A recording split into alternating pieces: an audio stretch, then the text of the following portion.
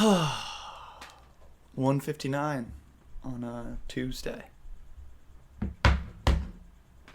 Looks like Pat beat me to this one. Ooh. Told myself I wasn't going to do it. Got the brew out.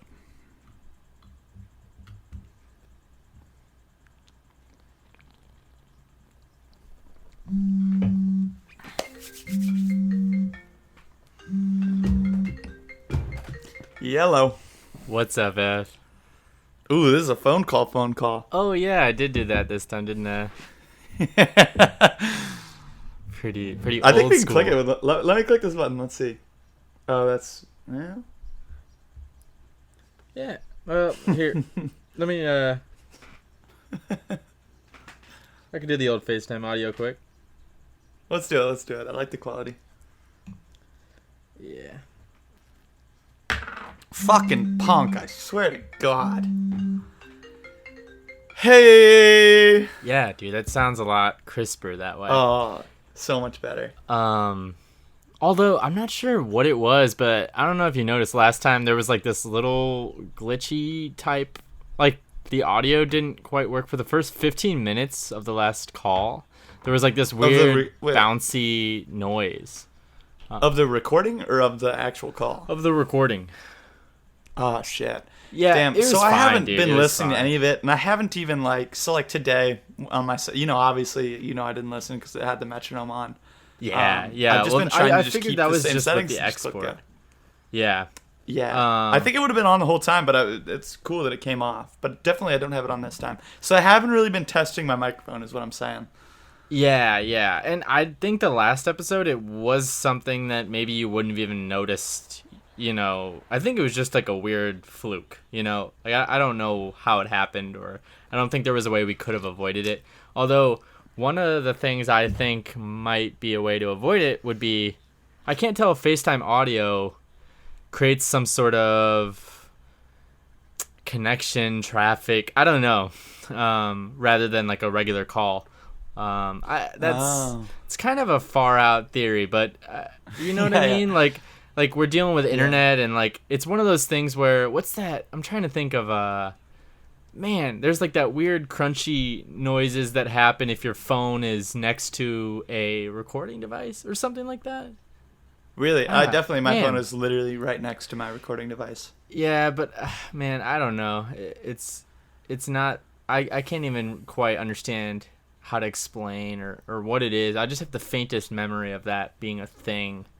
I think you can even like mess up like mechanical watches.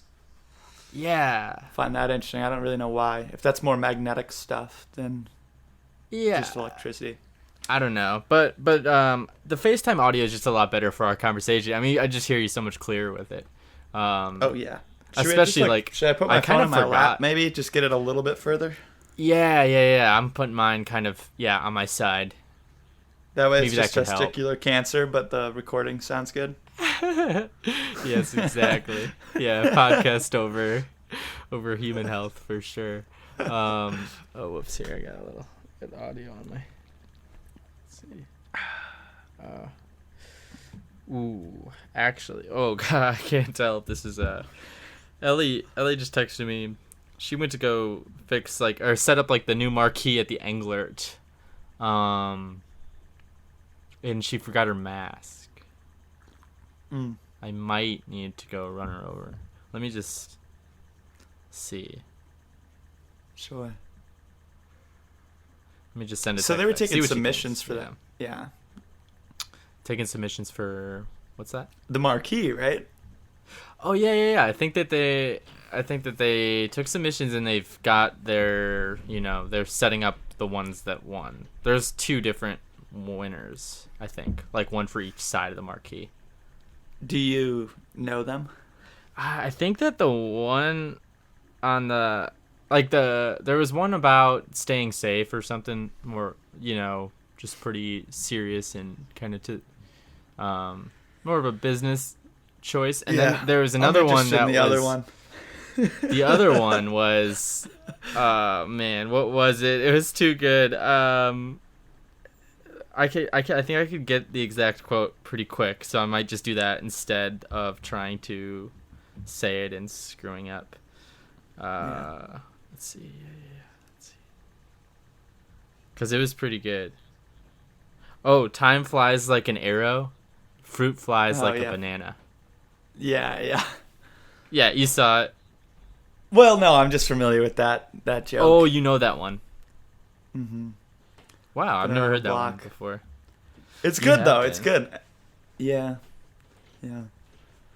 I mean, I think even part of it, just definitely, like, early internet days, I spent a lot of time reading jokes and, like brain teaser riddle things. So like, it's kind of funny that, like, still to this day, like, some will surface up. I'm like, bro, I've been on that. Like, there's just not that many. Mm-hmm. It's kind of funny. I feel like part of my reason that I'm not, like, super, like, well, I mean, this is weird and debatable, but, like, super internet hungry is just because I really did spend a lot of time when I was young.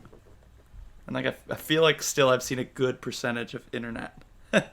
Yeah. Because even, like, Stumble Upon, me and Bryce just loved Stumble Upon, which I don't think is really around anymore. They started something else, but it was pretty much just like you'd put in interests and you click Stumble, and it'd take you to a random website that kind of would fall in line with your interests.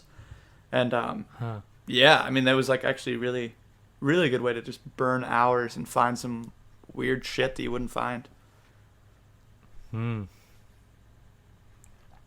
Yeah, I don't really do We were much huge of that. on, like, early YouTube, which is dope. Bryce kept that passion. Yeah. Dude, Ellie was listening to the most interesting podcast last night. I meant to ask her this morning because I was kind of working while she was falling asleep to it. And it was about this guy that sort of claims to have been formed from YouTube. And he's kind of doing similar stuff to us. Man, okay, that's like a huge conversation, but so Ellie wants me to run over this mask to her. Yeah. I'm trying to think, should we just start this back up in 10 or so when I get back, or do you want to like try experimenting with just like not going headphones and put me on speaker in your room and just kind of talking through this? It might be harder for me to let's just link it back up. We'll let you live. Let's link it back up. Yeah. Do what you gotta do. Just give me a call. Yeah, I'll be right back. And run back down the microphone. I'll be real quick. Yeah. Perfect. Sounds good. All right, dude. Catch you in a bit. Talk to you in a bit. All right, back. Ayo. You take the car? Yeah. Whipped it over there quick. Did you get the? Oh wait, never mind. You told me the quote. What kind of face masks does she have these days? Or both of you? I started with sewing. I sewed some stuff up for us, but then she got, I don't know, I think like through work they provided a mask for her. Sure. And it was like this nice floral mask. So it's really, it looks great and it seems like a nice material and well made. And then my dad just gave me like 5 of these, just pretty standard. You can buy them like at the checkout line at Hy-Vee type, blue hospital looking masks. Yeah. Yeah. How about you? What you rocking? About the same as that. Mm-hmm. But yeah, we were thinking about trying to make. It's weird. Like we went to Joey and Fabric, figured they'd have like a stack of them. They didn't, so we thought about making some. And we're like, just like didn't really pull the trigger on it. But it was funny to see like the people in Joey and Fabric, all of their masks went off. Like, yeah, it's a nice looking mask. That's goofy. I sewed some up, and they worked fine. There was definitely one change I would have made, but it's a pretty simple thing to put together, Yeah. Yeah, and I had a couple different striped fabrics that were decent, Mm-hmm. They were all right in terms of fashion. Yeah. Which is really all it is. Yeah. Fauci's a little fashionista.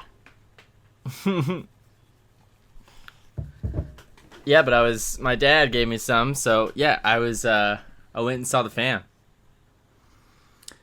Yeah. Okay. So right. Okay. So 'Cause your this is sister why came I to you couldn't last make we it. talked, and Yeah. then you went over. Okay. This is why I couldn't make it So is that yesterday. just kind of Yeah, a so little impromptu? well, like the week before, my mom and I were talking on the phone, just chatting, and she brought up maybe having a little thing with where we hang out distantly with grandma, because grandma's back. And I told her, I'd be all in for that, and so we talked about the weekend, which is why I said Monday for our thing, because in the back of my head, although it wasn't planned yet, I was thinking that I would go see my family that weekend, and I'd come back and we'd hang out on Monday. But I realized Monday was a holiday, so it was more of a Sunday, Monday type deal. Grandma's house was on Monday. So, yeah, so it was real nice. Me and Ellie both went down, and we went down Sunday to CL and just had some dinner out back with my fam, and we watched this movie that my dad loves, 12 Monkeys. Yeah, I've never. Well, Brad I think Pitt. I've seen that, and it's like, yeah, Brad like Pitt, kind of like Bruce Willis. post-apocalyptic. Yeah. It's he called it his pandemic pick, because That's the funny. movie is about post-apocalyptic world where a virus killed 5 billion people. Yeah. It's a big one. Yeah, I watched that one in high school, but it's been a while. Mm-hmm. Yeah, it was solid. It was really funny at the end. He's like, man, yeah, I picked up a lot more this time. I hadn't seen this one since last night. That's so funny. Yeah. Yeah, definitely. Like, I'd watch. My dad would finish a movie like late at night, and then you'd like catch him rewatching the first half immediately after, because that was like more like you rented it, so it's like kind of like You got it you for already 48 paid for hours. it. Yeah. If you wanna, if you wanna catch what you didn't catch, now's the time. Mm-hmm. But yeah, he always did that. We're just going through the bonus features, but I don't blame him at all for that. Well, yeah. Bonus features are a lost art. I'm a big bonus feature fan, man. And it's nice that it is the one real reward for owning still, or at least renting in a physical sense. Uh-huh. But yeah, there's really not much in the way of bonus features when it comes to Netflix. Occasionally you'll get like a second little thing, like a making of 30-minute if the movie was really successful. But yeah, bonus features can be really cool. Commentary. Uh-huh. Of course we like commentary. Yeah. Commentary is like... that's essentially a podcast, man. It's just a really good one. It's like a podcast Absolutely. over a movie. Yeah. By the director. Yeah, so that was it. That's what I did this past weekend. It was a lot of fun, and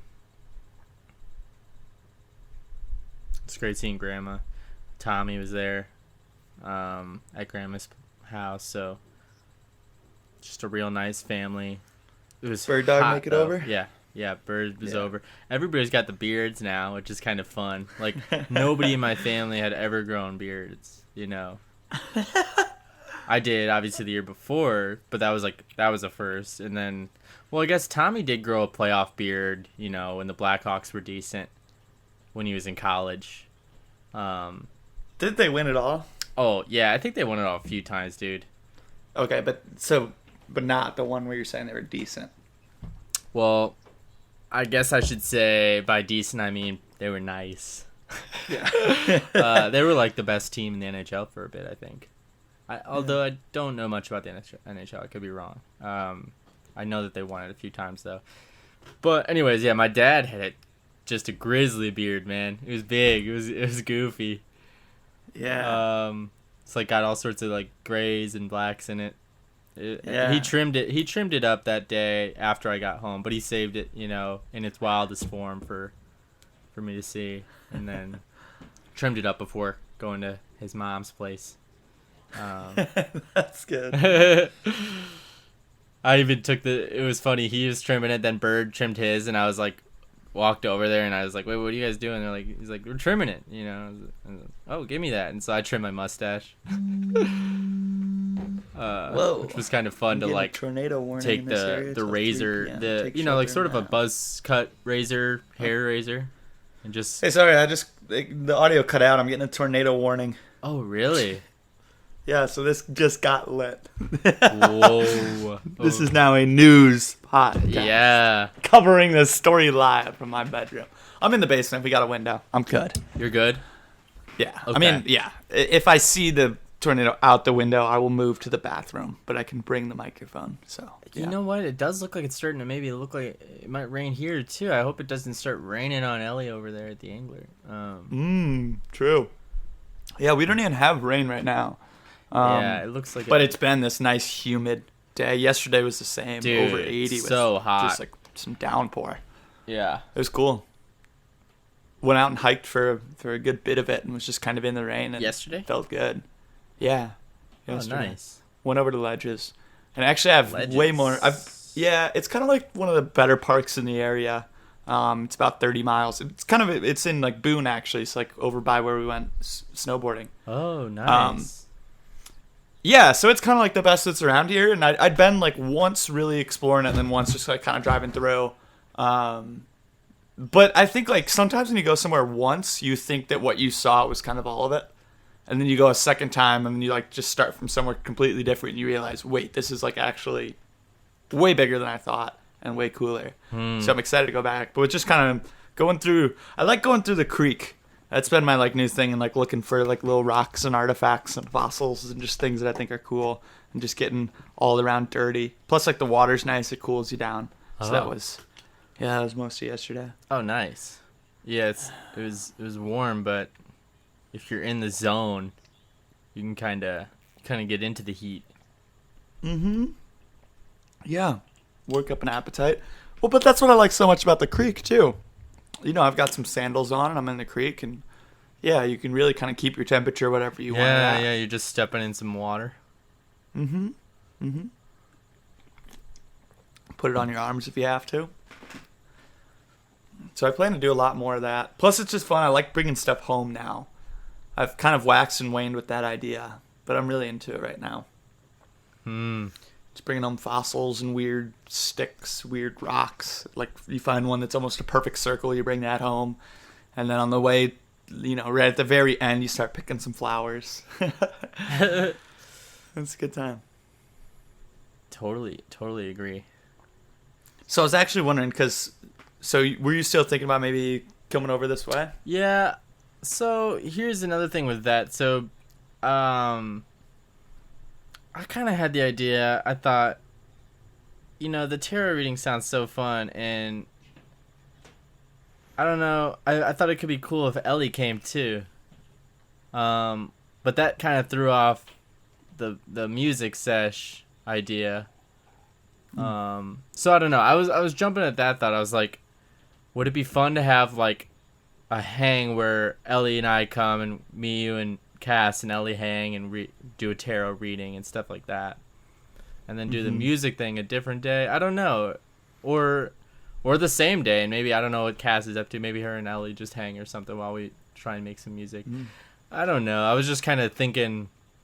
I couldn't help but think a little more about that. Also, just Ellie hasn't been able to come to Ames much, and that could be kind of cool. Yeah, and you think she might have some time for that? Yeah, I think so. Because I do like that, and I think that actually would be good for tarot. Just having more people around, more readings to do, and just having like someone who like clearly knows you to also be able to give their input on the reading can be interesting. Yeah. So I definitely like that. I think Cassie's actually going to be bouncing back and forth between Iowa City herself. Yeah, she's heading over there today, and then she'll be coming back tomorrow, and then going again Thursday, and then back. So then, Friday. Yeah, okay. And then the weird thing is with this week is we just were in CL yesterday. You know, we were just on the road a lot, and we're going to Des Moines to visit her family to play some golf on this weekend. So we'll be on the road again, and I love the road, man. And you know me, I'm trying to drive all the time, but Ellie might not want to this week because of that, because of all the traveling already. Yeah. And also, you said What- Cass is busy this week too, so maybe this week just wouldn't be the week for all this stuff. Or the other option is I just kind of come up solo then, and we stick to the original plan sometime, like maybe like tomorrow or something, you know. Yeah. Well, What do you think? What are you juggling now? so today's the 26th. I have no word from my restaurant they're opening next week, so I'm thinking we're not. So I've got time, and yeah, I mean, I really don't think there's any reason to rush this. So, yeah, I mean, I think just like the other we can thing- wait and do it right. It is. I mean, Des Moines is really close. That's what I was If you thinking. wanted to I was come like, up, just spend the night, after pop over. Sunday we go, we go to Ellie's family's place Saturday. Maybe we stay the night there, and on Sunday maybe we just hop over to Ames, hang out that day there, and or Monday or whatever. Maybe just combine the Des Moines and Ames trip. Yeah, because really, I mean, you're not adding too much. It would be really smart to do it that way. Yeah. We'll just see what Ellie thinks about that, and maybe I'll just get back to you about that.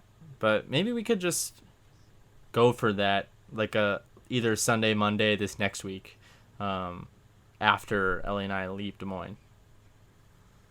Yeah. Cool. I I'll might bring go on the another pad. camping trip too. Okay. We'll see. So did you camp out there? Yeah. Oh, nice. Yeah, we slept like Pikes Peak right on the Mississippi. Oh, dope. Yeah. That was cool. I was in Illinois for like literally like 4.5 minutes. Just like when you cross in East Dubuque, we just like popped from Wisconsin into Illinois for like 4 minutes and crossed the bridge out. But it's kind of funny. There was one point when we're riding, we're like, I don't know, a good chunk of the way into it. And Jonah goes, dude, I just realized I still have a gun in my pocket. His grandpa had given him this like tiny little handgun, and he threw it in his pocket, and then like you take off that jacket and you put that same jacket back on. Just realized that's in there. Just funny. So I think he was legal to carry it in Iowa and Wisconsin, but those 4 minutes in Illinois, I think, were illegal.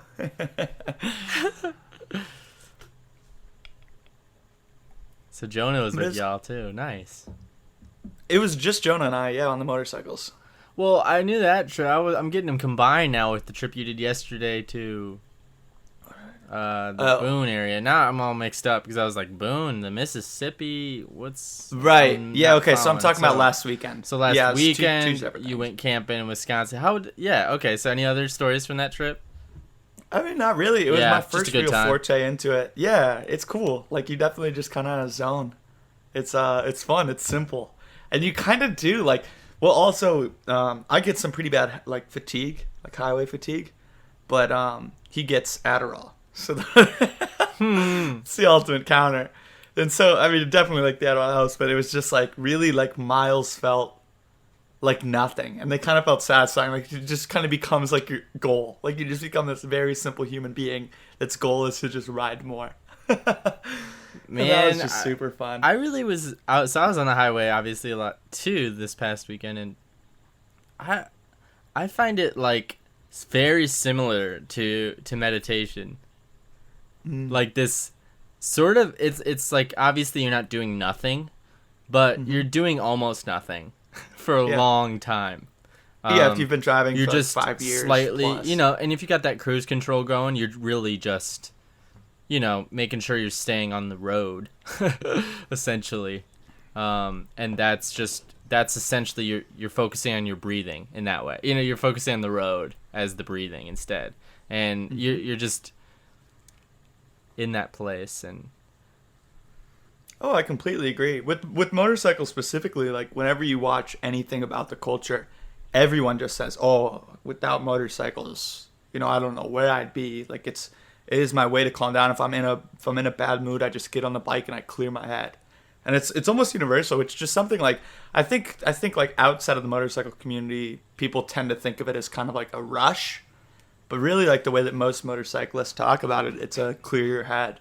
to calm and it's down. been really interesting. Yeah, which is something like I didn't really like. That wasn't really part of why I wanted it. I wanted to more see things, but it is a very beautiful. I definitely feel it, and I've been trying to like hypothesize because you get plenty of time to hypothesize when you're on a bike and your only company can't hear you. You get plenty of time to talk to yourself out loud or otherwise. And the way that I feel that it works for me is like if you're, because it's almost like your own internal dialogue can be the worst when you're just like in a room by yourself. Mm-hmm. Especially like if you don't like leave your, or like you don't even have windows, then it's just like, since your senses are all giving you the same thing at all times, it's just the same walls, the same smells, the same color. Nothing is changing. Yeah. Nothing is changing except your thought. Yeah, your thought and kind is, of as humans. Your thought is it's contriving itself though. It's like it's you're creating it based upon nothing. Like nothing is happening around you, so you're just like forcing thoughts through. Well, I kind of feel like you always have thoughts. For the most part, you almost always have thoughts. Okay. And I think that, like, as humans, you kind of, like, you know, if a rabbit moves in your peripheral, you jolt over because something moved, you know, so you look at that.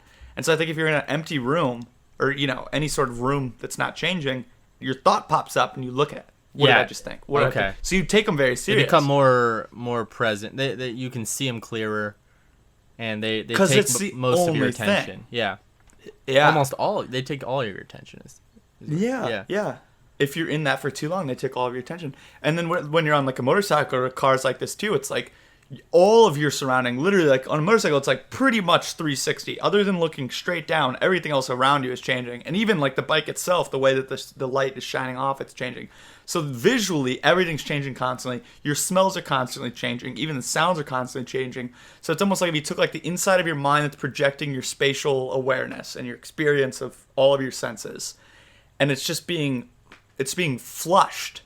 It's constantly just flushing. So your thoughts are still popping up, but they go with the rest of it. It's like, so a thought pops up like, oh, what did I do in third grade? But like everything goes right past, so your thought just kind of goes with it. So I actually find like a lot of times I'll have a thought and I'll literally just laugh at it. Like for whatever reason, like my thoughts just become funny, silly little things. Like, because they're just going with the rest of it. When you happen to see a thought with the whole world changing and moving around you, you're like, whoa, I saw a thought. Yeah, it's the same as that cool little tree over there. It's just, oh, there's a thought, and woof, it's gone. Oh, yeah, kind of fun that I thought about that. Yeah, and I think cars are similar. That's what you like about the road. It's just, moving, it's clearing through you. And the only little difference is that in a car, you're still in a room, but you have those windows. You know, so it's definitely the same thing, but it's just a little bit filtered. And walks are great because then you're fully immersed, but it's not quite as fast as a car. So these are all just like little slightly different recipes for the same thing. Mm-hmm.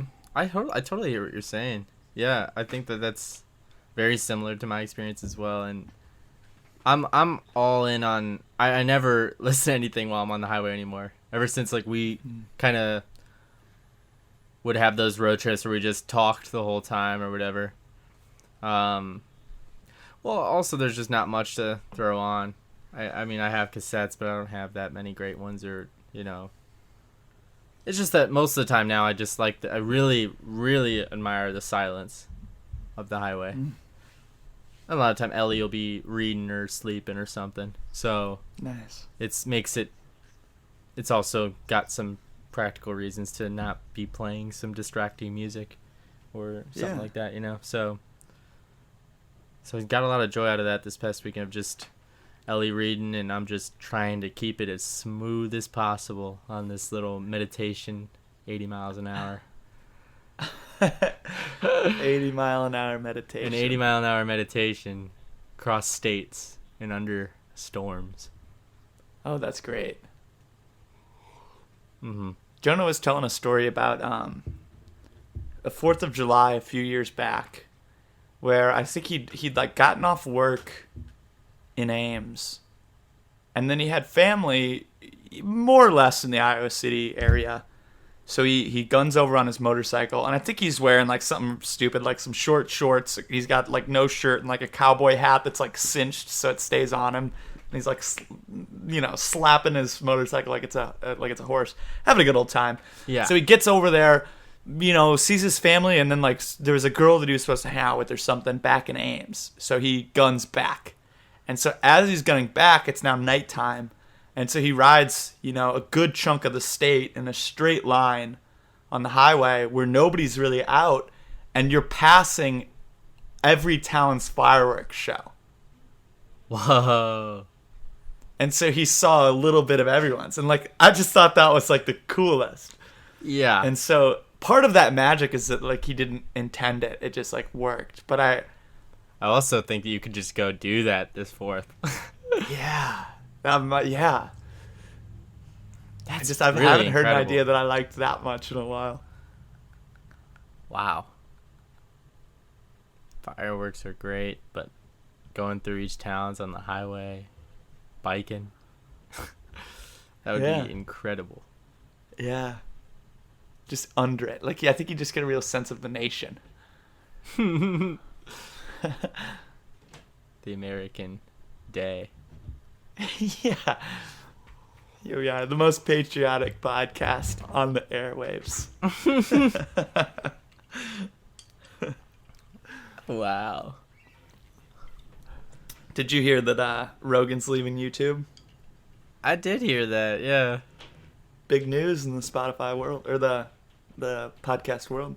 Yeah, it's really big news. I guess that I just clicked on it to see where he was going, what was going on, and yeah, so Spotify that said, but he also said that you don't need a Spotify subscription to hear it. Really? Yeah, so I don't know if like the podcast section of Spotify is going to separate itself. Oh, that's interesting. Well, I guess you can always play an album. They just shuffle it with ads. Exactly. So with podcasts, it might shuffle your podcasts up, but if you I don't think you could do that though. That would be so annoying. Yeah, I mean, he said that you won't need to pay any money. Yeah, so I'm guessing you can just click on them. Yeah. That's dope, because honestly, I would switch from Apple Music to Spotify if I needed to hear that. Like, if that's what it took to hear that podcast. So that's cool that I don't have to. That's cool that you don't have to. Yeah, because I don't really like Spotify, man. Yeah, it's weird. It feels like it's an unpopular opinion, but I feel pretty similarly. I totally get why other people like it, and I think if you think that Spotify's better than any other streaming service, you're right for you. But personally, yeah, I feel similarly. I just don't like its design, and I just don't like... I mean, Apple Music probably wouldn't even be here if it weren't for Spotify, so I like to blame Spotify for the streaming world and the way that music exists now, and I just really don't like that world. You know? Like, I just kind of blame them as a business, like, starting this up and changing the way music intake happens. I don't like the way music intake happens now. I don't like streaming. So that's a part of why I don't like Spotify. But also, it's just its design. I just really don't like its design. Yeah, and they have a lot of features that a lot of people like, but I think I'm with you where I don't need them. I don't need them. I kind of just I think I've been kind of using my Apple Music as mostly an album based thing. Especially like in the last 4 months. I wonder if there's any way to like is there any way to compete with streaming? I know that's like it's a $1 million question, but I'm here for it. Just buying some time. Yeah, I mean, there's not. It's tough. It's tough because it's great for the user. Well, but at least as users, we think that. Yeah. So I guess you'd have to really tune into the ways that it lacks is the income for the artist is pretty terrible. Yeah. But it's a huge platform that allows you to get it from merch and touring. Yeah. So it doesn't kill the industry, but it changes it. Yeah, takes the focus away from streaming, but it gets people to see your band in an easier way and then maybe buy your merch. But the music, the seeing of the band isn't necessarily going to get them any money. But it does give them a chance to like the music and get them to buy the merch. Yeah, you can build a following, because if somebody says, hey, like, go check out this band, you can. But I don't, there's like a lot of people that if they told me to go check out this album and I had to go find it in a store and pay $20, I'd be like, yeah, man, I bet it's pretty good.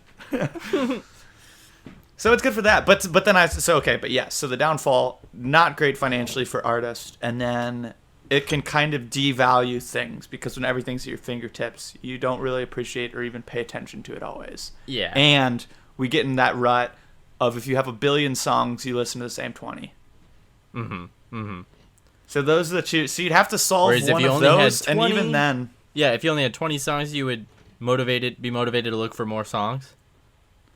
Well, is that yeah, that's sort of the opposite, right? Like if you only had 20 songs, you'd eventually need more songs, so you'd have to go search for more songs.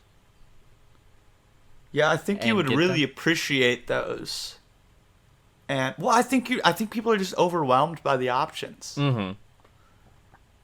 I mean, if you walked into a grocery store and they had 300 kinds of peanut butter, you would maybe start by trying 5, and then you find one that's pretty good, and you just buy that same one forever, because there's 300. Yeah. And I know that this one's not bad, so I'll just get this one. That's a good point. And then there's also sometimes a lot of people don't even try the other ones out. They just grab that one that they've seen the most, the GIF, or the Skippy, and they don't even think about it, but they're just listening to Drake because that's what's everywhere. That's. Oh, that's funny. You got a whole I could store get guilty full of it. Yeah. Oh, for absolutely. Sure. Yeah. I mean, I didn't know why, but I did know that when I was on Spotify, I only listened to the same music every day.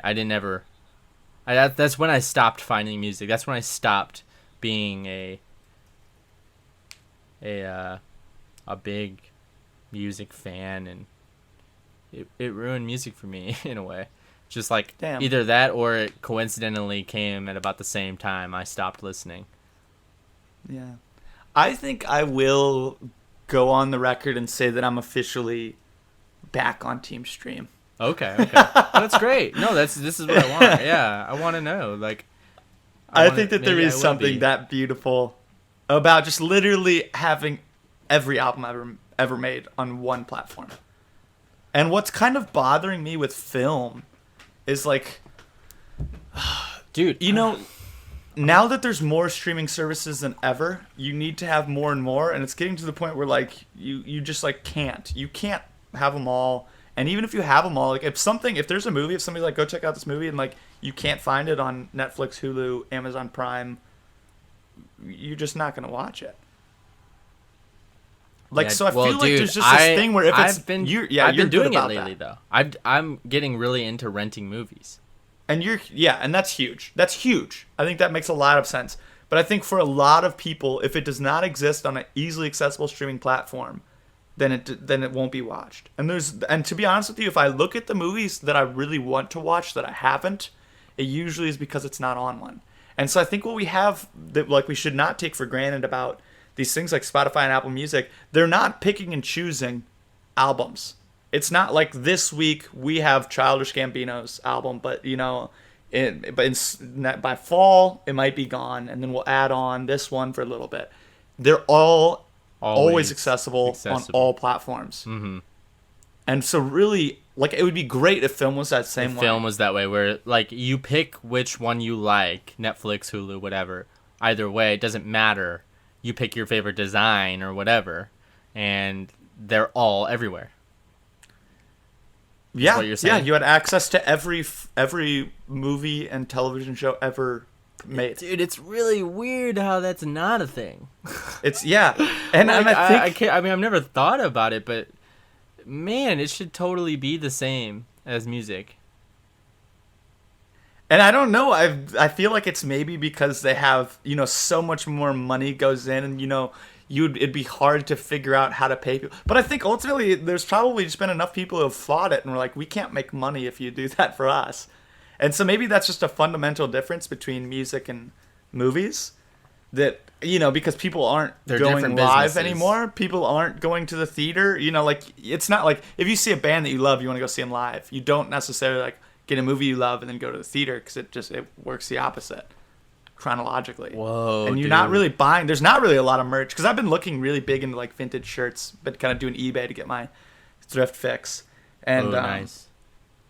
Like, unless you're like Star Wars, you're not putting out merch. True. Very true. So they're different businesses. Like music makes a lot of money off of merch and shows, whereas movies makes a lot of money off of film, movie theaters. And and then I think you can sell licensing.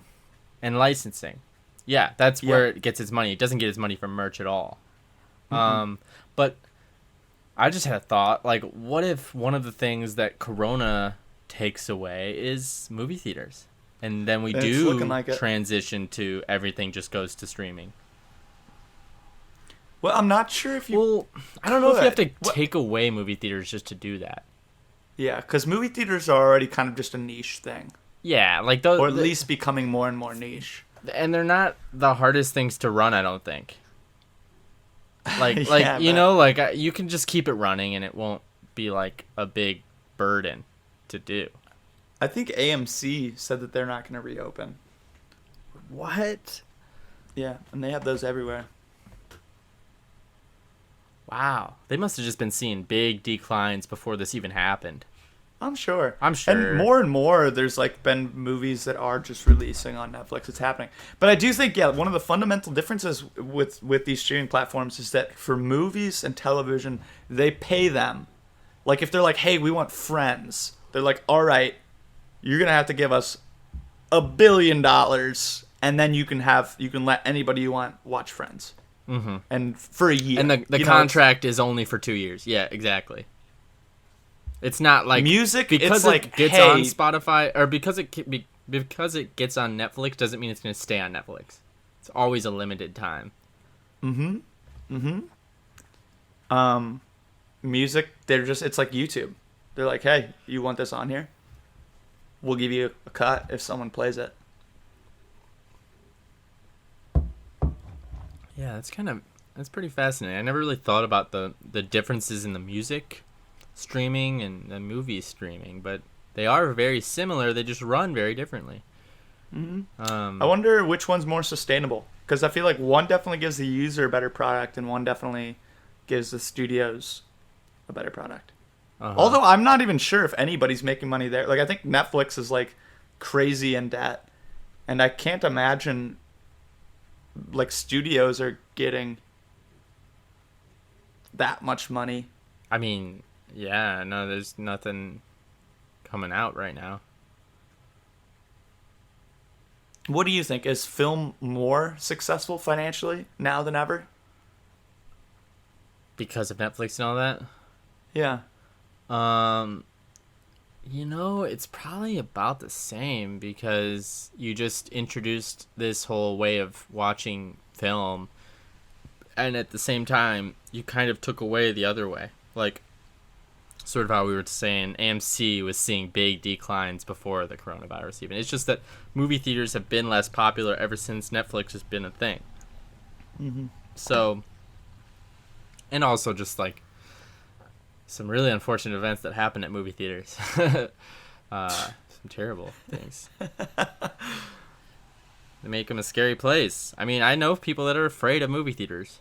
Really? Yeah. I have some coworkers at Oasis that are they refuse to go. That was only one event, right? Yeah, Just I think Colorado? there might have been two, though. I don't know. I know that there was one. And I think that there were, like, fake, like when this new Joker movie came out, there was a lot of, like, fake threats or something, too. So it's, like, still something that just, like, it's a weird place to... It has a weird energy to it now, ever since that one. Because that one was so bad that it's just that, like, it's kind of hard to forget about things like that. Yeah. Yeah. So I don't know. I honestly, I think that did hurt the theater industry. But it's hard to say if it's in a better place or a worse place. I think it's probably in a very similar place than it ever was.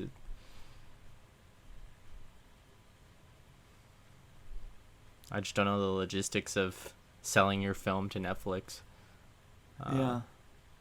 If it counts, streams, and you get paid on streams, or if you just get like a set base amount of money for them to have the rights to play it.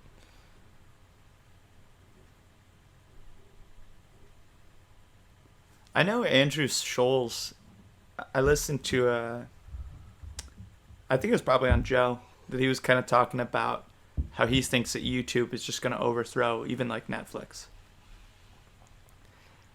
In his theory, he was talking about... I'm a huge YouTube guy, man. That's all I do now. Last night I rented a movie on YouTube. It's just so easy. Okay, but YouTube I think he even means movies. like just like YouTube videos versus movies. Mm-hmm. Okay. Yeah, I could see that. The analogy that he used, which is from some war movie that I haven't seen actually, but he's talking about, there's a scene in the movie where one country has these artillery helicopters that they make for, however many $1 million. But then the other country is shooting them down with rockets that cost them $500 to make. And so they look at that and they just go, the country with the anti-aircraft weapons is going to win that war. Just because it's tit for tat and one costs less, and they cancel each other out. And so he just thinks, a YouTube video costs nothing to make. And then a movie, for 2 hours, especially like Joe Rogan's a great example, it costs him so little to make it 2 hours of entertainment. Versus if you want to put in 2 hours of entertainment in a film, you're pumping money. So much, man. Which that accounts nothing for the consumer. But it is just an interesting way to think about it. I think if you do bring the consumer into this, I think people don't care that much about the perfection or the magic of movies anymore. Yeah. Like, they're more into... I mean, there's a world for everybody. There are people that really... that really love the Marvel films and stuff like that, and those are things you can't just make for a YouTube video. Oh yeah, Shrek's a classic. Shrek is timeless. But I think a lot of people just don't care to be looking at something that was so impressively built. They're just more about who are you and what do you think, and show us some, show us a good conversation or an interesting event or something. I don't know, Yeah, good prank. Yeah. Yeah. So a little more lighthearted. It's like you can still get creative with it, but yeah, like you don't need the big movie style budget or anything like that. Yeah. Yeah, I think so. And it's a little bit sad. I'm a huge movie fan, and I also don't think this is happening fast. Mm-hmm. But the more we talk about it, the more I'm thinking it is. But it's also not a new phenomena. Even I'm sure book sales, or even paintings. Paintings just aren't as big of a deal. There was a major art form that just kind of gets replaced by prints. The prints came and they kind of took over that market. Not everybody can afford a nice painting, but for $15 you can get a good print, and so we'll hang that instead. You're totally picture right. A picture. And, people, I think movies kind of took a lot of the glow from books. Before that, books took away from, live speeches. And so it wouldn't be anything new for something like YouTube to take over from movies. And obviously it'll always exist, and if anything, it'll just make what's left more pure. Yeah, but you have these YouTube channels that you watch at night. Or even just from the random logarithms of YouTube. Yeah. Or even, I mean, I think Instagram is a serious competition for film. Dude, Instagram is, all I know is Instagram is always trying to take anybody else's ideas. Yeah. I mean, They they just added a Zoom. Really? Yeah, so now you can just go to DMs or whatever on Instagram, and you can just invite as many people as you want to a Zoom. Love it. Yeah, I mean, dude, when they took Story, I mean, they literally just used the name Story. Even they didn't care, man. Instagram is savage. They're trying to just take the cake in every category. It's a good app though. Like all their stuff runs really well. Like the quality of the videos and stuff is a lot better than Snapchat, which has always been interesting to me. Like, why is Snapchat such a low quality image? So weird. So weird. And I think I mean, it's weird. Like, they've kind of found a little foothold with all the weird filters. Mm-hmm. I'm glad Instagram has not done that. Mm-hmm. They right? did that. They have not. Right? They did that. Oh yeah, no, they did the filters. They did the filters, and they did more filters. They did different kinds of filters. But we're still talking like dog face and shit. Yeah, they got that. Yeah, they got that. They got it all, dude. No. They got it all. I swear they got it all. Oh my god, dude, they are savage. I'm telling you, they just take. I was anything. hoping they would skip that one. No. But I tweeted 2014 or so, maybe 15. That I wanted Snapchat stories to have transitions, to be able to pick the way it fades in or fades out or cuts to the next one. No reply yet, but ball's in their court. Dude, remember I used to always say that they should have like an option to like have it show which song you're playing. You kind of remember that? Interesting. It does so that. Like you can do that yeah, on that's Instagram true. now. That's true. I used to say that about Snapchat. It should like show the name, the artist, like on the bottom, just like it does like on your, if you're in your lock screen. It should show that if you have a song playing while you do your Snapchat, and they got that now. It's funny, yeah, because when you hear it now, you're like, oh, duh, like, cool, you said that, like, yeah, but like, dude. But like at that time, yeah, like that was like time, dude. I was saying that. I remember Munson was like, dude, that's actually a good idea, and I was like, yeah, I know it is, and then now that it happens, and what happens to me? Nothing happens to me from that. I know it's like the really disappointing part about predicting. Yeah, it's sad, and like it's great because Instagram now they took it a step further, and of course you don't even have to be like listening to the song. You just after you do the video, you kind of swipe up and you hit music and you add the song afterwards, and it plays the studio version rather than like the version that was playing through your speakers while you were recording the video. Yeah, Garrett makes nice little videos like that. He does, dude. Garrett. His taste, I don't line up with it, but I like his Instagram story. I mean, dude, he's one of the best content people in terms of just entertaining stories and lives to follow. Oh, I would agree with that. Yeah. And occasionally musically will line up, and that's always exciting. And I know that his music, like it's all a certain style and taste, and it's not like just random. And it's always stuff I've never heard of, So that's cool. I admire it for that. It's just, most of the time I'm just like, I wouldn't listen to this one. Yeah. And actually, I mean, that kind of enlightens a little bit of one of the advantages of Instagram over something like YouTube. YouTube is great because, we're talking about 1 minute to 20 minute videos, usually around 3 to 5. And so you can kind of just blast through them. You can just, sometimes I'll be eating lunch or something, I'll just throw on some YouTube, and I'll click a video, even if it doesn't seem that interesting, just to get, like, recommended videos. You know what I mean? So you can pop it on, watch a little bit, like, not really that into it, but while I'm scrolling through the recommend, and I'm like, oh, that's a better video. And you kind of ride that to find the good videos. So it's like being able to jump around. And so I think what's good about something like Instagram, you can get on Garrett's story, and if it's a song, you can hear 5 seconds of it, and you're like, next. You can just skip through it and see if there's something that you want to watch, and then when there is something you want to watch, then you watch that whole clip, and then maybe you go listen to the actual song. But you can just really choose the pace. You don't have to watch the whole movie. You just watch as much as you want, and it literally has the next one queued up. In the same way that, like, scrolling Twitter. I mean, I think that's big. Mm-hmm. That's fun, man. You just be like, this is an interesting topic. I don't know if the video will be great, but let's see what else it like follows. Yeah. That's fun.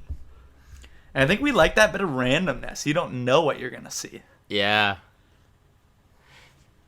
Dude, I really got to figure out what podcast this was, man, that Ellie was listening to that I was kind of just like overhearing, because it was like, you'll love this. You'll love listening to this dude. Like, it's these people that essentially found this guy that was an obsessive YouTube viewer and became a YouTube content creator. And eventually now has become, like, YouTube hired him to, like, form the logarithm system. And yeah, he would create these videos that were just, like, as soon as YouTube broke the limit where you can just upload as long as you want, he would upload these, like, 2-hour videos where he would kind of just talk mostly about, like, philosophy or, just sort of like our calls, honestly. And a lot of what he was, what he used to, like, he would just watch YouTube for hours and hours and hours. And a lot of it was Joe Rogan and,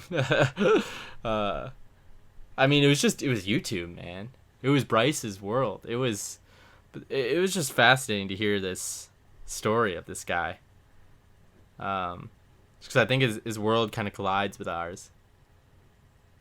Yeah, so this is a podcast about him, not his like podcast? these two people kind of like studied, or like they found this guy and they tell a story about him through an interview they did with him.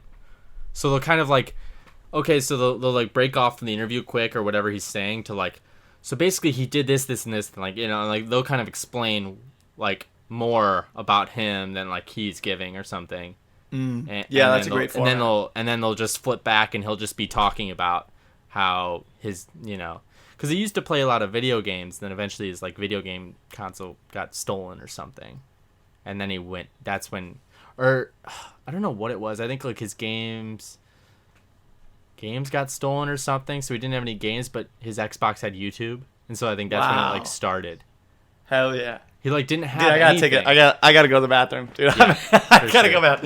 Keep going. And this isn't even like, dude. I'm just like, I forgot about this completely until our call started up a while back. At the beginning of this call, for some reason I thought about it. I think you were talking about how you and Bryce had started by watching a lot of YouTube, and so it reminded me. But I didn't get any of the information I should have gotten to really talk about this and actually listen to the whole thing.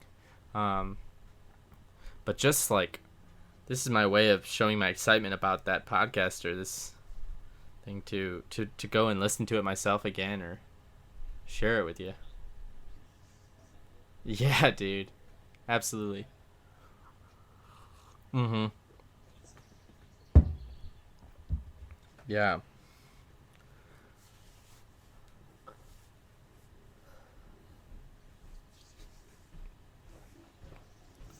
Yeah, for sure. Oh, yeah?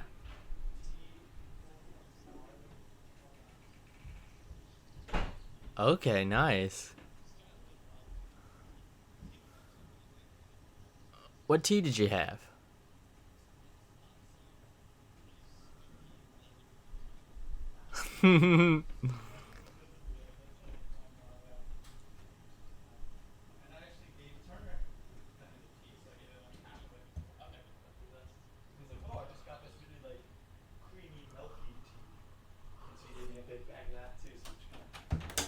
Tea exchange. It's gonna last me months and months. Nice. Back in the stew. I'm breathing heavy in the stew. Breathing heavy. Are we recording? Lucy. Dude, Leather Corduroys was teasing us all these years. They kept saying they were gonna come back or what was happening, but nothing ever really happened. Yeah. Which it seems like such a no-brainer. I don't get that. I think they must have just had trouble like working together or something. But I don't know how, because I mean they worked so well together on the album. Right. You know what I mean? So but much greater than the sum of their parts. Yeah, I could see maybe just some differences. A lot of stuff was happening at that time, man. Chance was just making it. Vic was just making it. Like, these are their friends. Like, who knows what was going on in their personal lives at that point when they, like, their friends are just becoming, like, world famous. And I'm curious too, because like their solo projects were like pretty good, but we just like didn't really get. I don't know. I think you got into it more than but we definitely always like, Leather Chords. Leather Chords was just a different level. But I'm curious, like success wise, because the other ones are like albums on streaming platforms. Like I'm curious, were the other ones actually more successful, and we're just like jaded by the content and what it means to us? Interesting. Yeah, maybe it was. Maybe it was simpler and easier to take in for the mass public. Like leather corduroys might have been too bizarre of a concept for the mainstream. I don't know. Because I threw like four leather corduroy songs on each of the 2 CDs that I made for Cassie, and notoriously, anytime anybody's in the car, they fuck with it. Dude, it's always like, dude, who is this? I think just you don't know until you hear it. Like it's just, have you ever heard it? I think people like it. You have to like it. It's hard to find. It's hard to know it exists. I don't think success was the reason why they stopped. Yeah, cause dude, those songs are so good, and everybody knew it was Kami and Joey Perp. So like, it really didn't matter that it was. It wasn't like a side project of like it wasn't completely separate from their solo projects, it was kind of like just another one of the, like, Joey Perp has his solo albums, and the Leather Corduroys album is part of his collection still. It's just not on the same page. It's like, if you're going to show somebody Joey Perp, you could throw Leather Corduroys on the tape, and it would still smoothly transition. And same with Kami. So it's like, there really was no difference between the solo stuff and the Leather Corduroy stuff. It's just that, I mean, there was a difference from song to song, and as much of a difference as a solo album is from the next solo album, though. It's about the same. So I can't explain it. I think it had to have just been issues collaborating, maybe just time, maybe their time didn't line up, maybe they couldn't work on it, they didn't have time to work on it together. I know that stuff costs money to make. They're working in pro studios, like that's money. Could even be geographical. I don't know if they're both in Chicago still. I think they are, but who knows where, and who knows, I mean, I don't know if they are. Dude, Tyler and Earl never even made a true collaborative album. Dude, collaborative albums are hard, and the thing that leaves us extra confused is the fact that they did make one, and it was one of the best albums we've ever heard. So that's why we're confused why they didn't do another. But maybe they don't rock with it. Maybe they don't love it the way we do, so it's hard for them to be motivated to go back. The hard part is they don't have interviews. They don't have that much shine to have interviews to talk about it or anything like that. So it's just kind of hard for us to even know. We're just. Do you think it almost feels like it's possible to like make it happen? Like, it seems like if we chose right now to like start a campaign, maybe to just raise awareness as to how good it was and how necessary it is to have another. Yeah. I'm not saying we should, but it just feels like you almost could. I think you could. I mean, I just came up with 2 ideas in my head right now just to do it. You just brought up the question, could we? So I thought of 2 things. How? First, Ken Burns. Yeah, man. I don't know. I hope that they do something. And it wasn't that long ago when they last tweeted about, like, shh, we're coming. Something like that. They would just change their little emoji to the little, like, zipped up face. Like, just sort of tweet that out for the first time they've tweeted in years. And it's like, oh boy. That's funny. We don't know how to stop. I mean, that was a post-album track. I mean, they had more stuff than just the album.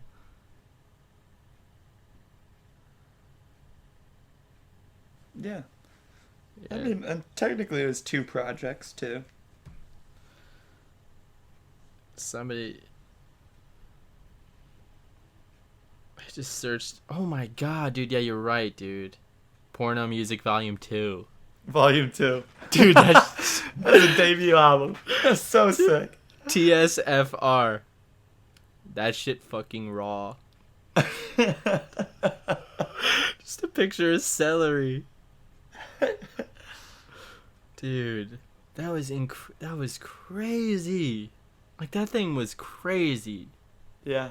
Just a 15-minute run where the tracks are not separated. Just one 15-minute track where it flows into each other. Yeah, Bryce will take that over seasons, and he's not wrong. Not wrong at all.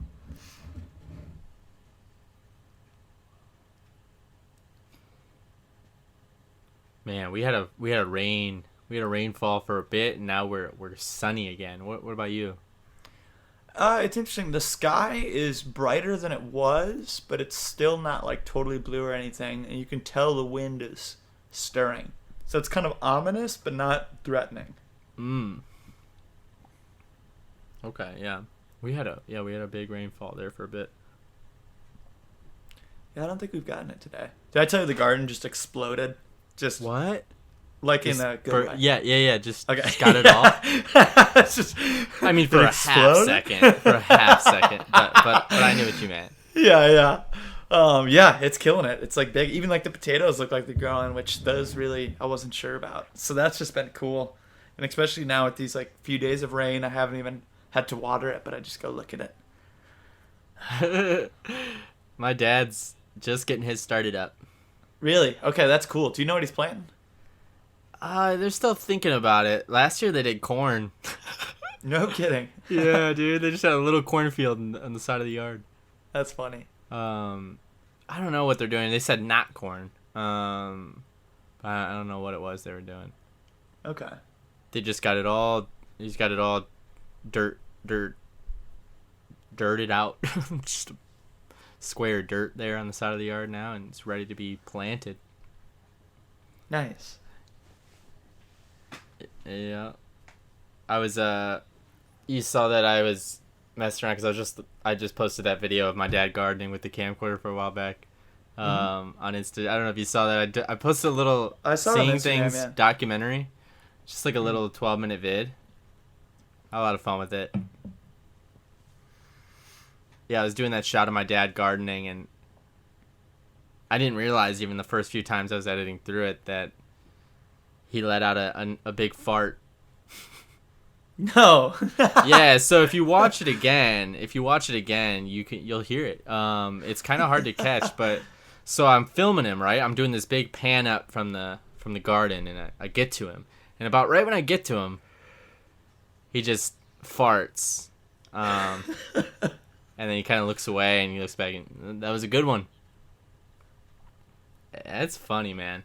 Yeah, like that Instagram, I used the clip where he farted. Nice. So it's goofy, man. I have noticed the older I get, the more comfortable I am with farting. Yeah. Like, I used to, like, if I was, like, with people, I'd just hold it until my stomach hurt. And then you, like, leave that party. You just let it out. The biggest fart. Like, just right outside the door because you can't wait another second. Now it's like, I don't even think about it. It's, like, kind of the point where, like, I'm thinking, like, maybe I gotta pump the brakes. Because I'll just be, like, hanging out with someone and just, like, fart. I'm like, God damn, like, I'm sorry. That was, like, disrespectful. Never loud, but definitely can be smelly. Yeah. Like, I see where your dad's at, is all I'm saying. Mm-hmm. Yeah, and like, he was just gardening with me out there. Yeah, he's at his house. It's really funny though if you think about it. Like, he's just like locked in picking some, jalapenos, and without even thinking, he just lets it out. Like he's multitasking in that way. It's funny how you can just like fart while you're doing something else. You know, while you can be like focused in on something. You can even have a weird like stance, and it'll just like come out. And little did he know, a decade later. Yeah. Be on Instagram. Yeah. Yep. Couple years, but yep. Yeah. Yeah, I got one more tape. So I was back and I was searching around to try and find some more tapes to digitize, and I got one more. Okay. Yep.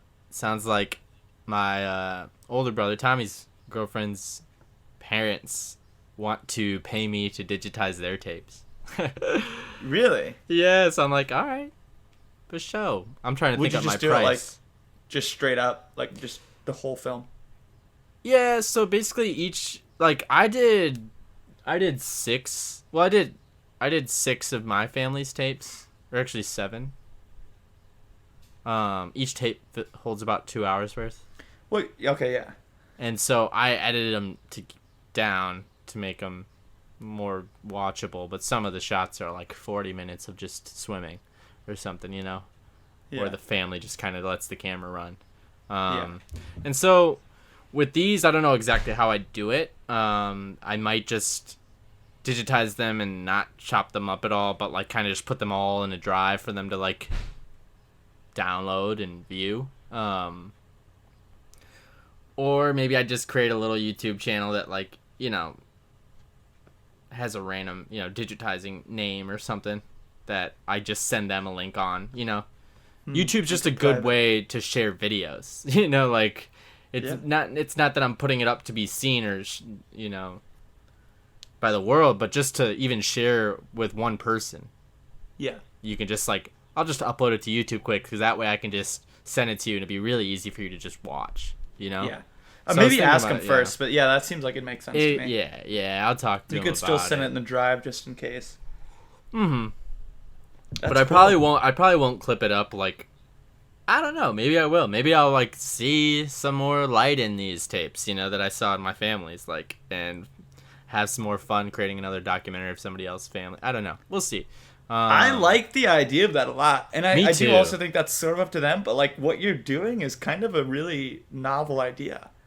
And kind of an interesting, untapped thing. That's what I'm thinking, man. Like, I'll make a quick little documentary for your family for you. Yeah. Give us all the footage. Yeah. I'll make you a doc. And, like, I'll also upload all the footage to the drive so you can watch the full takes if you want. Mm-hmm. But I'm going to clip this up in a way that I like to watch it so that you can see it how I think is a good way to see it. Yeah. Which is you're probably going to get, as a family, you're going to get more out of that.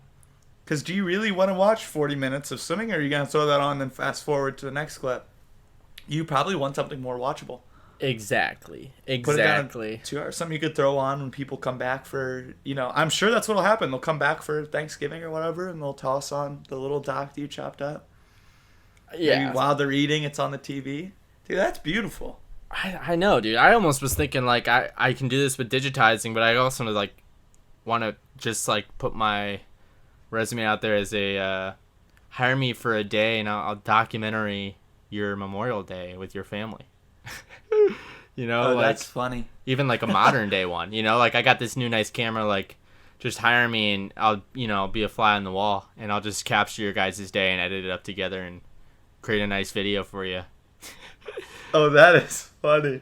Isn't that goofy, man? I really think that's a decent idea and something I would really enjoy doing. Yeah. Dude, you saw that tripod I sent you? Yeah. Oh my gosh, this thing's a monster, man. I'm so hyped about it. I just I got my full shooting schedule all organized. I just gotta talk to the cast, and yeah, dude, I got a new short film in the works, bro. There we go. So things are moving, man. I'm really hyped to get going on it, and this tripod just looks like it's gonna be such a great thing to have, because working with a horrible broken tripod is just kind of hell. Sure. But to have a real nice one is beautiful. I mean, you can make some beautiful panning shots with it and stuff too, because it's got like a ball like head, you know, where I can kind of spin it up, down, left, and right very smoothly. Yeah.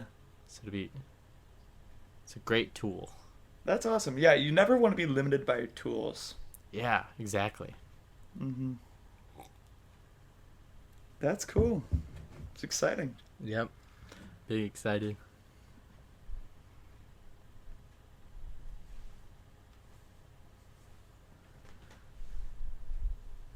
Sounds like Katie was in Yellowstone the other day. Really? Yeah, so on the way up to Washington, they decided to stop in a few places. They were driving to Washington then? So, yeah, so she did. I think I was telling you, she went right to Washington after she was here in Iowa City. Yeah. Her boyfriend had bought a car in Crystal Lake, so he flew from Washington to Crystal Lake and got his car and was driving it back with her.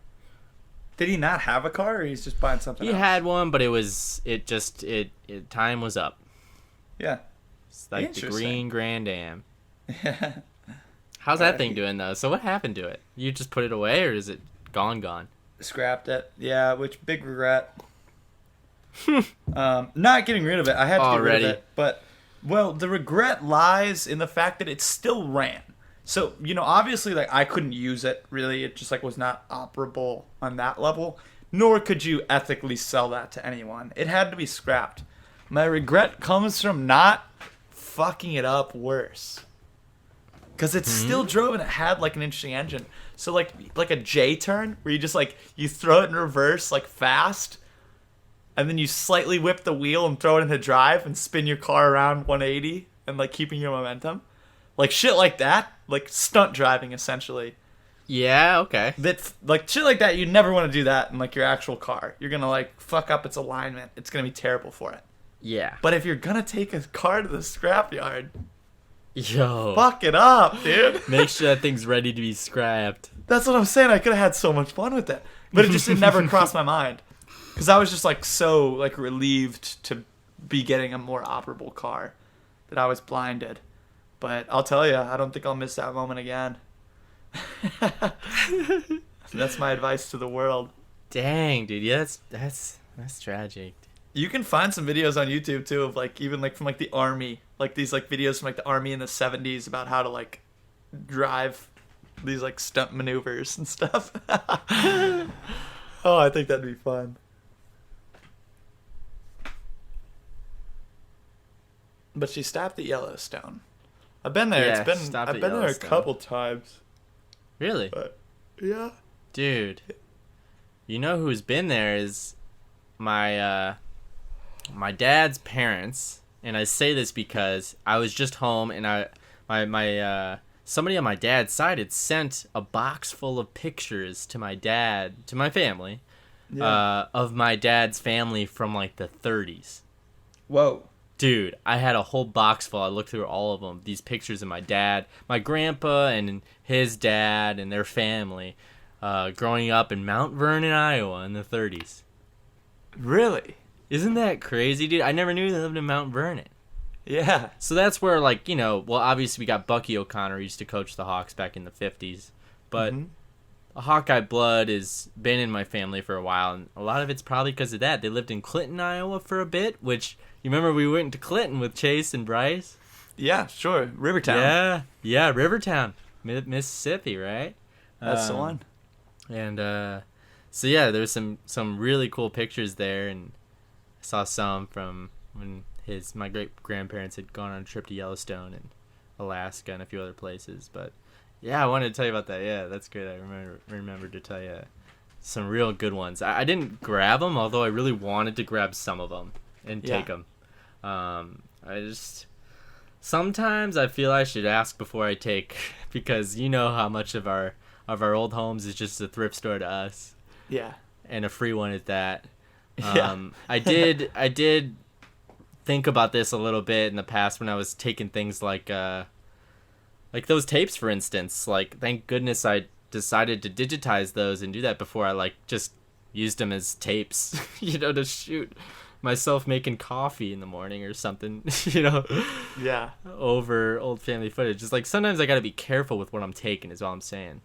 Sure. And like maybe one day my dad will find those pictures to be very very valuable as I see them. Yeah. Those pictures from the 30s. Wow, that's really interesting. So, I wonder when. So, your dad. There was one Where from was like where was the your 20s, dad born? dude. My dad was born. He was born in Deerfield, I think. But Deerfield, Illinois. yeah, but my grandpa was born in Iowa, Okay. and my great grandpa I think was born in. My dad said 1910. Sure. And so there was one picture of him in like 1922 or something, you know, because it looked like he had just graduated college or something. And it was a portrait. Or I guess 1932 must have been.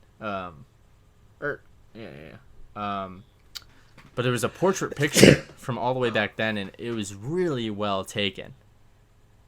It was a bigger one. Like a bigger one you'd have in your house. Yeah. Some of the pictures, man, were like 1 inch, you know, less half an inch by half an inch squares. They were just like these tiny little pictures. Like the size of your thumbnail. Yeah. Like some were that small. Believe it or not, man. Sure. Wow. Yeah. So I looked through all those, looked through, you know, the usual thing when you go home. I looked through all those, looked through a lot of old pictures my mom had. Searched all the drawers. Probably not the smartest thing to do in this corona time is just to go home and open every drawer and hold every single thing in it. Just to take a look. I found like an original iPhone. So I'm trying to even picture that. Don't even, man. It wasn't that cool. It was it was just I found it fun to see, but yeah. Well, if you find a nano though, you let me know. Okay. Dude. I didn't really have that good of nanos. I had, you know, that tall yellow one, so like one of the later edition ones. Like with And like then- video? Yeah, I think Like it the had- rounded edges? Yeah. Or I I had like the two. ones just before that. Where that was that like this taller one? Because I had like the taller one, and I had the squarer one. Well, I had you know, both the of ones that I'm those. thinking about were all pretty tall. I don't remember what the The the square. square. Wow, that was like OG. Like that's just iPod. No, because it was colored. It was like they went back to the squarer. All right, let me just get on Google here. Okay, yeah, I'm with you. Looks like third gen is what we're talking about. Yeah, and that's what it has. And I think that And I then probably fifth is had- kind of the one that I was really picturing. That's really rounded with the video, still nice, tall, and skinny. Okay, yes, that Second generation is the one that I like, which is just because I had one. Mm. Which so it just looks like that fifth, the really rounded one with all the video, but it's flatter and it's just fucking music, bro. Second gen. Yeah, that appears to be the one that I owned and loved, and I have one somewhere with some good ass music on it. Yeah, dude. I had the one. I had the one after that one. Which that's nice, honestly. Looks good. Yeah. Sorry. No, it's okay. What's up? How'd it go? You got rained on? Yeah, but then it stopped. Oh, okay. Which is good. Is it And fun? I'm gonna eat something. Do you need anything? No, I'm good. I'm good. Okay. You need coffee or anything? Okay. Do you have any? Well, I'll make up another batch here. Yeah, sorry.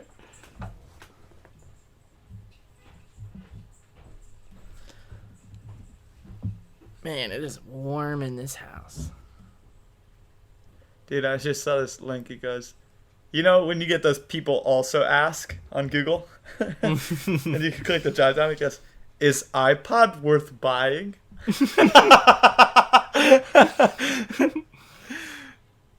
uh.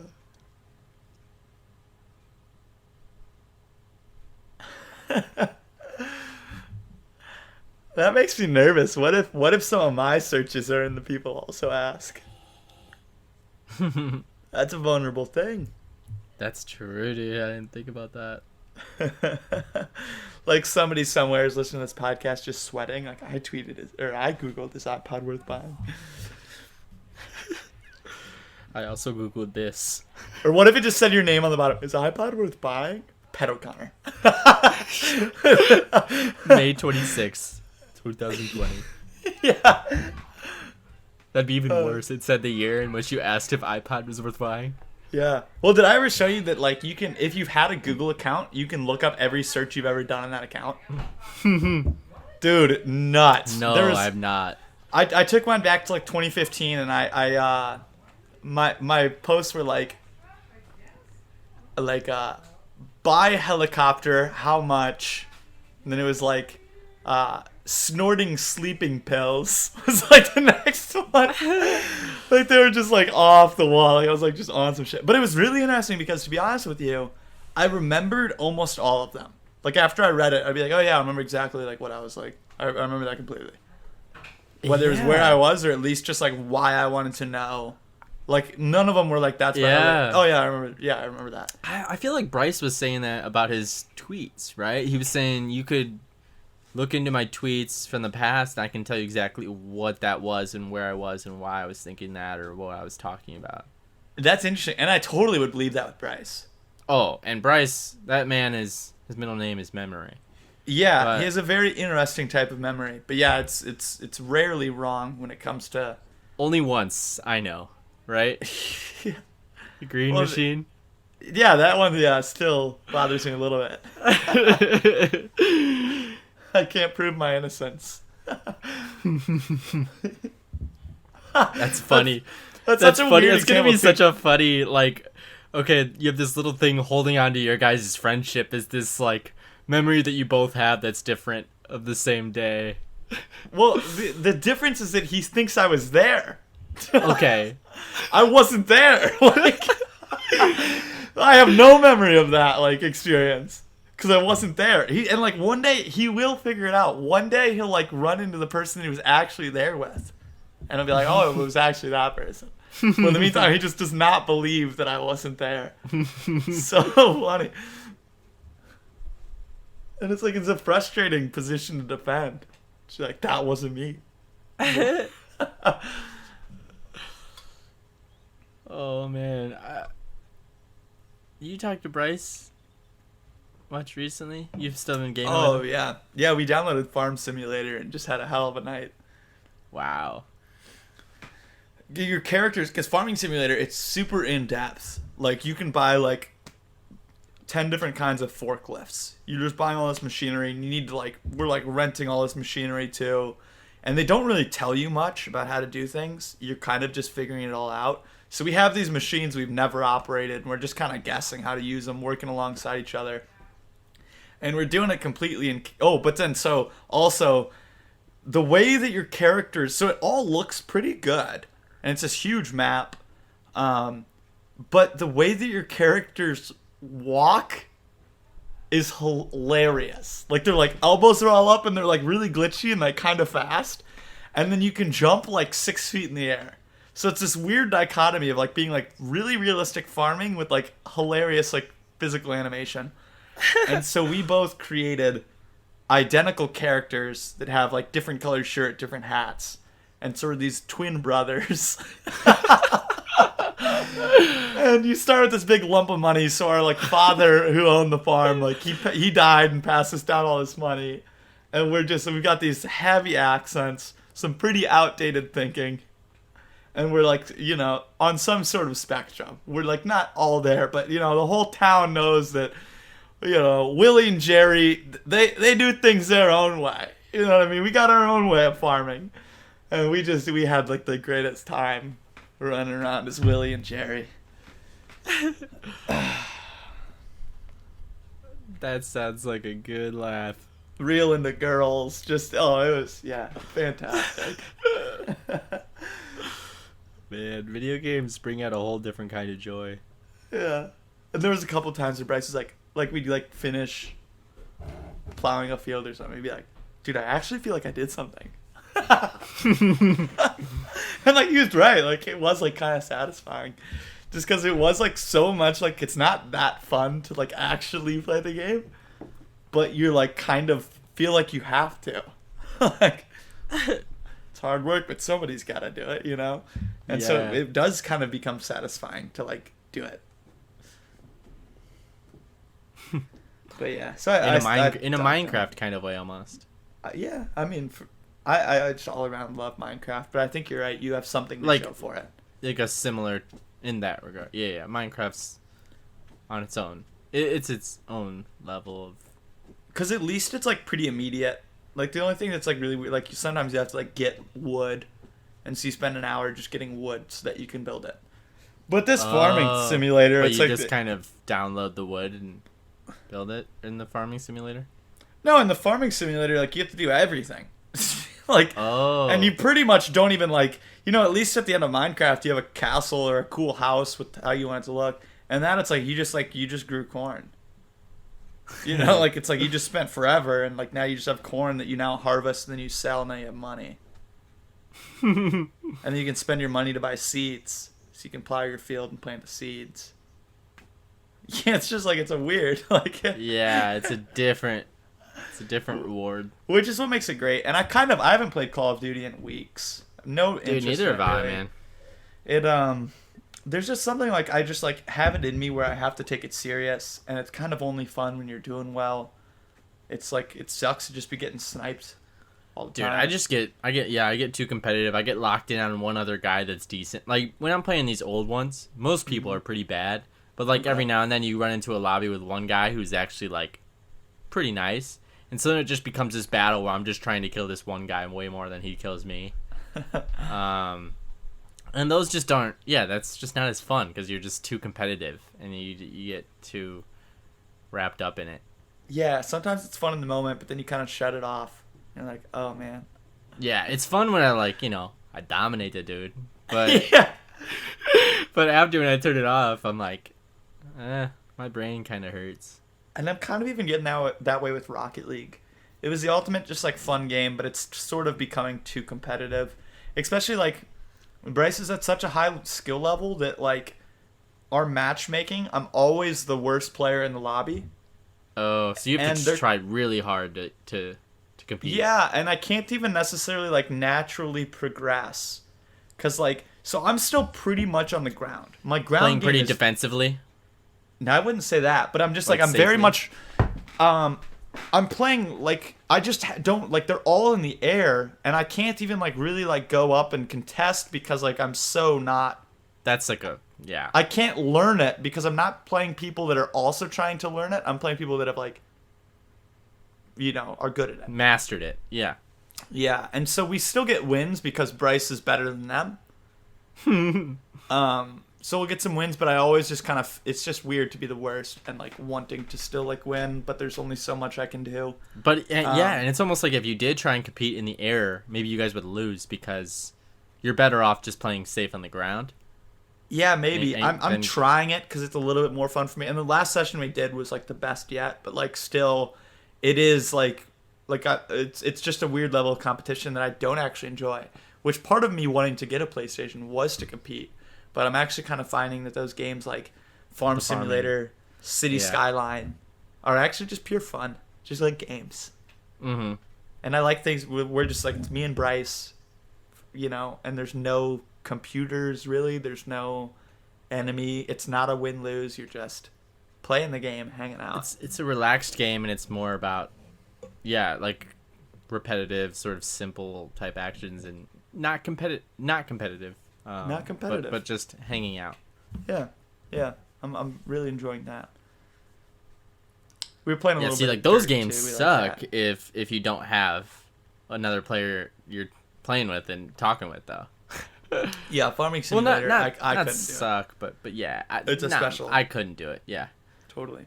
the only games I can do right now is on my system without anybody else to play with is that Call of Duty competitive hour of dominating the other decent dude, which I just don't do much anymore. Yeah. But it was fun to do that for a month. Yeah, I bet. I am glad to have the PlayStation for sure, because Mm-hmm. I don't know how much I've told you about this whole process, but it sounds like Cassie is taking a job in Iowa City. Really? I did not hear this. Yeah, Clinton Street Social Club, man. Holy shnikes, dude. So it's just kind of one of those where it's not ideal, but it just like it kind of felt very similar to like me and the school thing, where it was just like so much. Her route. Yeah, that like just because totally. the location's wrong, it's like, well, it'd be crazy not to. So she's still gonna like technically live here. What's she doing? GM. Wow, dude. That's so sick. That place is so cool. Legendary. And they've like switched ownership the past couple years to this group that kind of has stuff going Iowa City, Coralville, and then stuff in the Des Moines area. And so sometimes like at first I was like, really, like social clubs like going corporate, but like it's like the other place that they own in Coralville is La Vecina. Wait a sec, refresh me. So that's on the river landing. It's relatively new. They actually opened the day of that cocktail competition.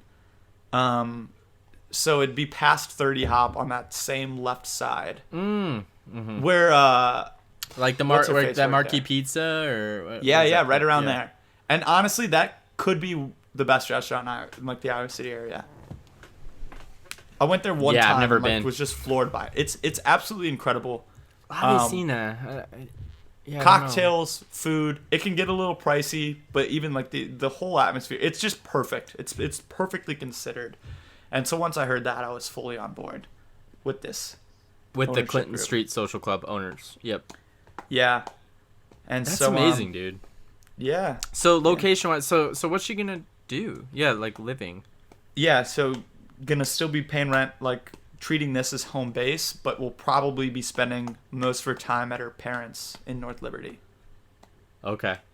So there's still an empty bedroom. She can throw clothes in, spend majority of the nights, and then, you know, she won't. I don't think Clinton Street doesn't even open until like 4. So if she wants to get off, drive back to Iowa City, to Ames, sleep, or whenever there's a day off. She can always Hop it drive back back and the forth. next day. She can always get back late. She's still gonna be up.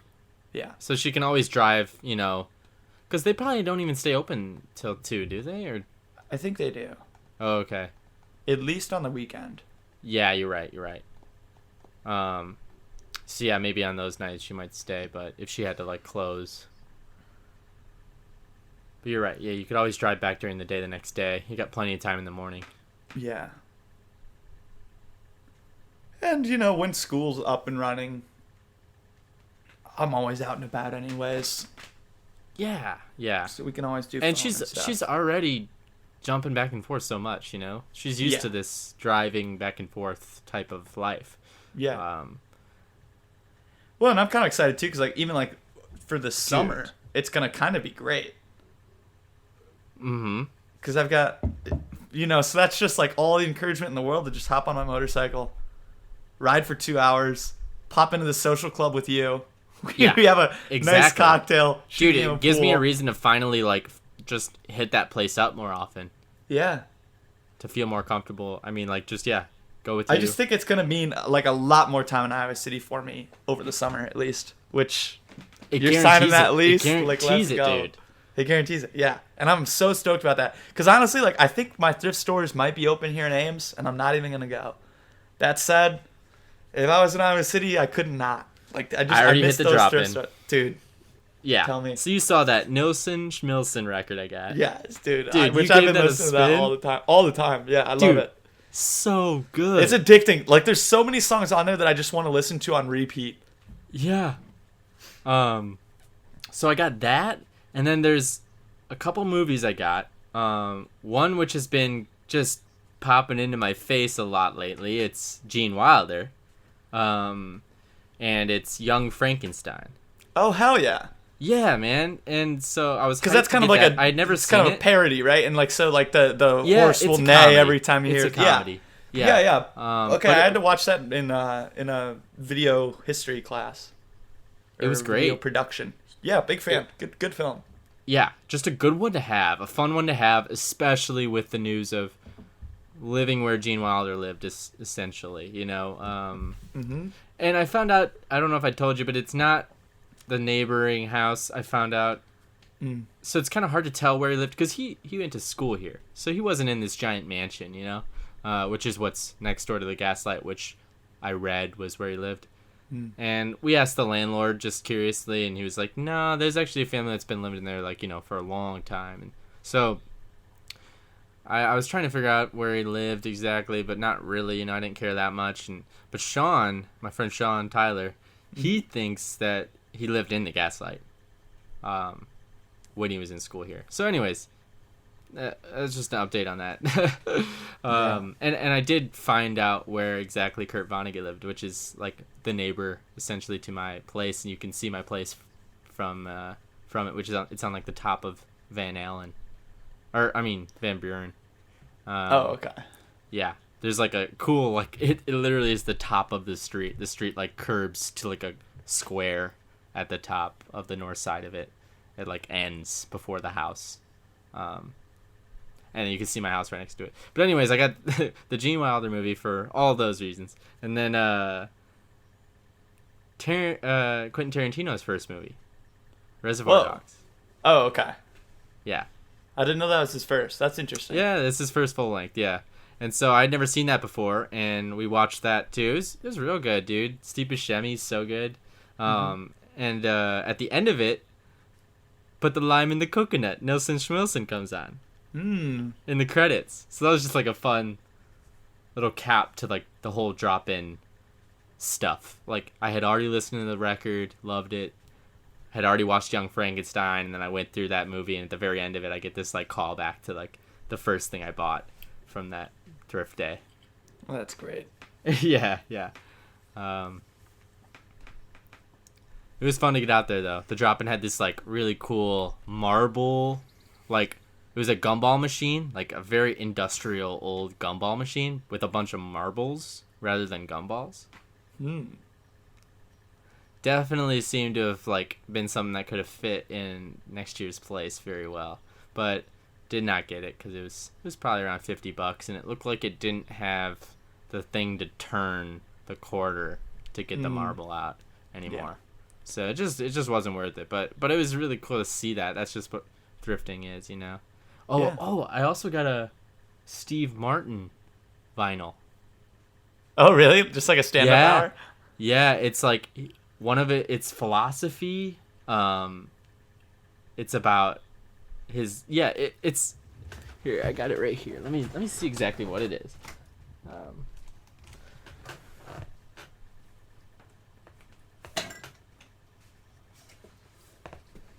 Yeah, we got philosophy, religion, college, language, creativity in action, I'm in the mood for love, and then I'm feeling it. And then looks like side 2, it looks like it's music, man. Whoa. I don't know. It's just such Maybe an incredible the cover. bits are just kind of like You're labeled. right. It's a really you'll be excited to see this. I'll have to show it to you. It's in really good condition. It's just got some great art on it. Oh, that's interesting because I'm picturing it in my head as pretty much just Steve Martin taking up the majority of it, kind of crouched over in like a gray suit is what I'm picturing, and like an off-white dude. background. No, it's really interesting looking. Did you try on any clothes? No, I didn't even really look at the clothes. Dude, I've got so many clothes, man. I've got to get rid of my clothes. Really? Yeah, I've got to get rid of my ready? clothes. Summer ready? Yeah.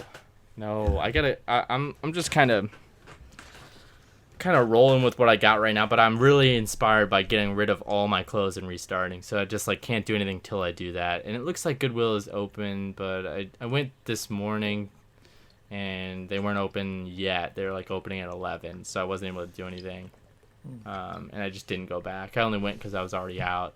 I got this table. It's just been sitting in my back seat, so I was gonna get rid of it. Get rid of that table first, then I'm gonna get rid of all my clothes and start to get summer ready. Yeah. When you say all, dude, I mean a lot. Okay. Dude, I don't mean all.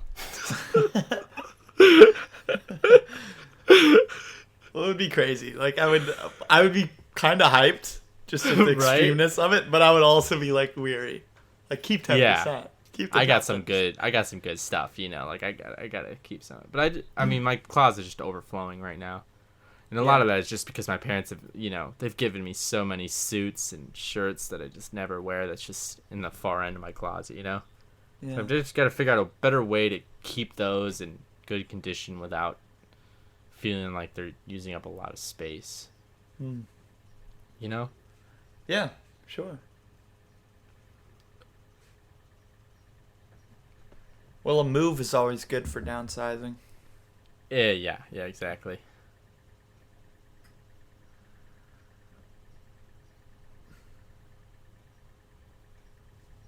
Dude, one of those songs on that Nelson Schmilson record, Ellie and the Anthony Warden man, they did a cover of one of those Which for a one? few shows, and it was so good. It's that one, dude. It's like near the end. It's like high energy. It's Jump Into the Fire. Oh yeah. Jump into the fire. Yeah, dude. Yeah. One of the best ones on the album. It's like very like rocky. Yeah. Yeah, and it's got that like long instrumental break. Yeah, and so they did that, and they each just jam out, and Ellie's of course the one singing it, and so it's just they even put some extra reverb on her and stuff, so she's just like belting it. I mean, it really that song is something else. I mean, I think I have a special way of hearing it just because I was introduced to it via them in their performance, Yeah. And so I just love that song.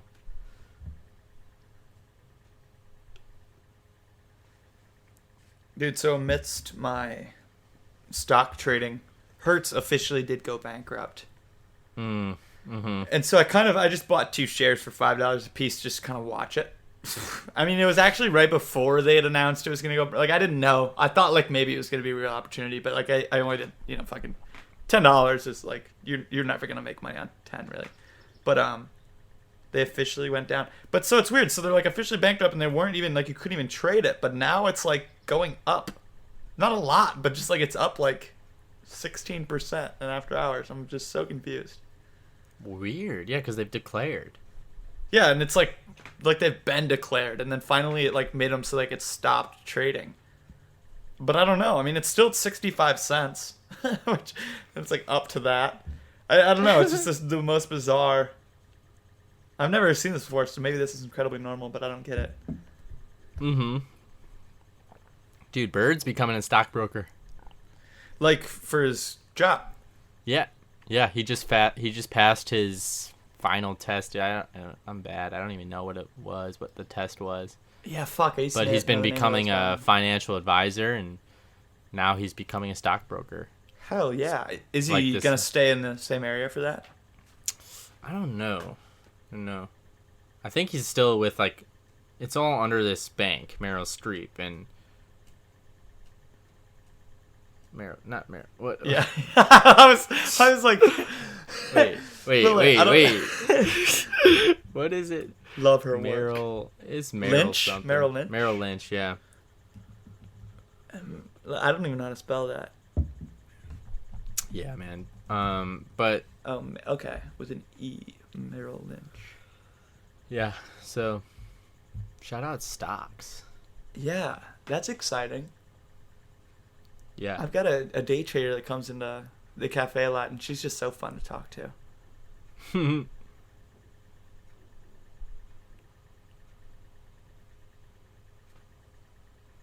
Is Bird still playing? Dude, I mean, right before all this happened, he was starting up some practicing with a band Oh, right. that was doing some originals. Like they were gonna do their own thing, And dude, they were practicing in this haunted abandoned mansion. I tell you that? No. Bro, he told me that and I was like, what? So there's this like famous mansion in Crystal Lake, the Dole Mansion, which is like just a giant mansion near the heart of Crystal Lake. And it's not abandoned. It's just like nobody's allowed to move in, or I don't know. It's just kind of more of a, you could even like set up, they did tours there and stuff. It's kind of like a It's just a place in Crystal Lake now. It's not a home, but it's a place. But for some reason, this guy had access to it. I don't know if he cleaned it or something, or what his, like, if it was his job or. But anyways, they were practicing in the Dole Mansion, dude. Damn, that's an energy.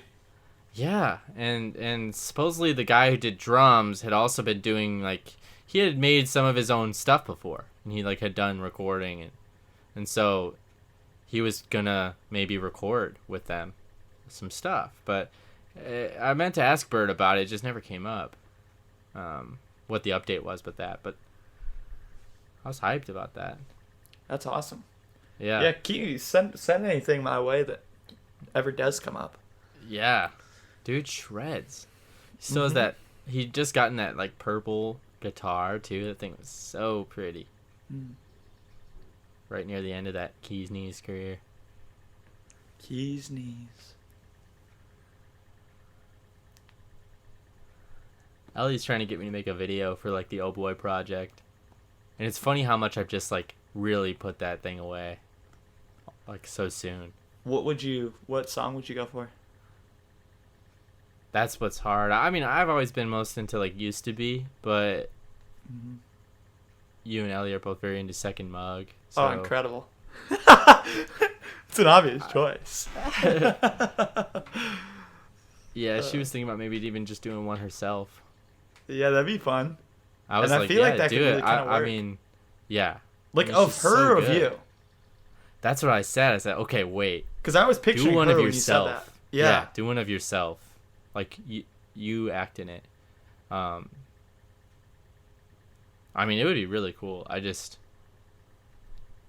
was hard. It got into a delicate place where it was like, she kind of, I don't know if she wanted to do it of me or what, but it was like, I kind of was just shooting it down in a way, or saying, like, you know, do your own thing. But I didn't mean for it to be shooting it down, you know? It was just more of like a, do your own thing. Like, you're great at that. So I don't know where it's at or what she's thinking about it now, but I would be sick.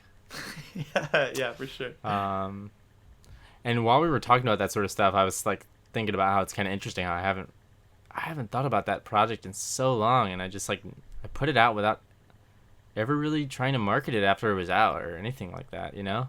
I mean, that's just a hard thing. I mean, we didn't even do that much with your album or any of my past albums. It's like, once it's out, it's like, I don't want to be that guy that's just constantly posting about this thing, you know? Yeah. But that's the trick, man. That's half the game, is, like, you got to be able to put stuff out and you got to be able to market your stuff. Yeah, I feel like in person is probably where I've had the most success with marketing my music. Same. But I don't even, like, do it, though, you know? It was, like, the week of, people saw the post or something, so it was easy to, like, be like, hey, I saw you just release something, and so you can talk about it off of that. But I wasn't necessarily that good at just being like, hey, man, I just released this album. Yeah, I definitely just kind of force it. Yeah, so you were going for it. Well, if somebody is asking every time, you know, every day somebody asks you how you doing, it's kind of easy to force it that way if you just commit to just being like, well, you know, I just released this little album and I'm feeling kind of good about it, you know, like, yeah. Is that sort of how you did it? Well, I mean, I think a lot of it is I'm just, like, meeting a lot of people here, being in a different place. And so just kind of like if I'm developing a friendship with somebody and if music comes up, you just, by the way, like, I made an album. If you ever want to listen to it, like, it's here, and they're like, how do I find it? All streaming platforms, I'll write it down for you. Yeah. And I'd be like, tell me what you think next time I see you. And it's That's just kind of, dope. it's really fun. And because I think it is just like, if somebody told me that, like, I'd be stoked. If, like, I'm getting to know someone, I'm like, I like this person. They're like, I made an album. Dude, really? Yeah. Like, what is it? So I think it works. I've never felt like it hasn't seemed too forced. And also, like, if they don't listen to it, that's fine. That's also okay. Absolutely. That's But for you, the most you part, at least people like it. comfort yourself in knowing that you did say something and you have been, you know, you're doing your part at least by word of mouth. Yeah, and I like to get some feedback. And even like one of my closer friends from the first semester, that I, you know, just like from my core Design. class, he was one of my better friends. he sent me a text over quarantine. It was like, by the way, I showed my stuff to my sister and she really liked it. Yeah. I was like, dude, like that's cool. That's Because then dope. that's a person I've never met. You know, I'm getting some feedback on that, and it's just it can be cool. For the most part now, I think the majority of the people at my work have now heard my album, and it's pretty well received. You know. Yeah. The other night, yeah, man, I was thinking about just giving my. I haven't even listened. Do you listen to your album much these days? I take huge breaks. I haven't listened to but the other day I was in the shower and I just went through it in my head. But yeah, I haven't actually listened to the album in months. But I did listen to all of our songs together. I did that like a week ago. Oh, nice. You went through the days and. Yeah, and like the intro and outro on that audio diary. Yeah, the audio diary. And then I even just like I listened to Human for the first time probably in a year. Just because I sent a little Snapchat That out. art though. The origin, yeah. Well, even just No Par King was cracking me up big time. Yeah. But kind of in that, it's like the origin of the limb machine, you know. I wouldn't be surprised, in fact, if I eventually leave this meat sack for a new sleek rack of limbs, and I'd pay extra if the limbs could extend. I like my fit lanky. Like, Yeah, dude, I do remember you sent that snap when you were listening to that. Okay, yeah, I remember that. I'm trying to think. I think there are a few others that just like I'd completely forgotten about. But that's probably about it. I did find a photo that was just like when we were narrowing down the track list for initials, and it had like a few question marks of like Some extras that didn't make it. yeah, you know, outer space or inner space. Wow. Yeah, You know, yeah. that, and just like the few others, you know, introduce stuff as supplies and a The- field guide, like whatever we were calling that. Just like there's just like that. There was kind of that one project that never was created, but that was like That mostly one written, was wild, yeah. which is kind of interesting. Just I'd And there forgotten was the- about those entirely. Mm-hmm. That was its own standalone project, wasn't it? That field guide and outer space. Inner Yeah, space. yeah. That It was was when kind we of- were planning on releasing and running away. Yeah. Oh, we We were were on some planning shit, on- bro. We were planning on releasing an album and at the same time disappearing from everybody, like as our marketing plan. Yeah, well, I think, Go the album was missing. going to be about that. Well, the album was going to be about, Yeah, the answer, it was gonna be about how we're about to go missing the album. well, right? just, missing is like, just like off the grid. Going off the grid. But literally, getting off the grid. Making an album about going off the grid and then doing it. Yeah, and then doing it, and then It's a great idea. It's a great idea. It is. I think having that, like, essentially unreleased album helped have a little bit more confidence for when, like, Initials actually was made. Because while it is in very many ways, it's my debut project, I feel like I've kind of had some goes at it. And even, like, being able to do a couple performances live with you. And even having that little run with, like, Human way back in the day. It's just like I don't know, it allows you to build up a little bit more confidence before releasing anything.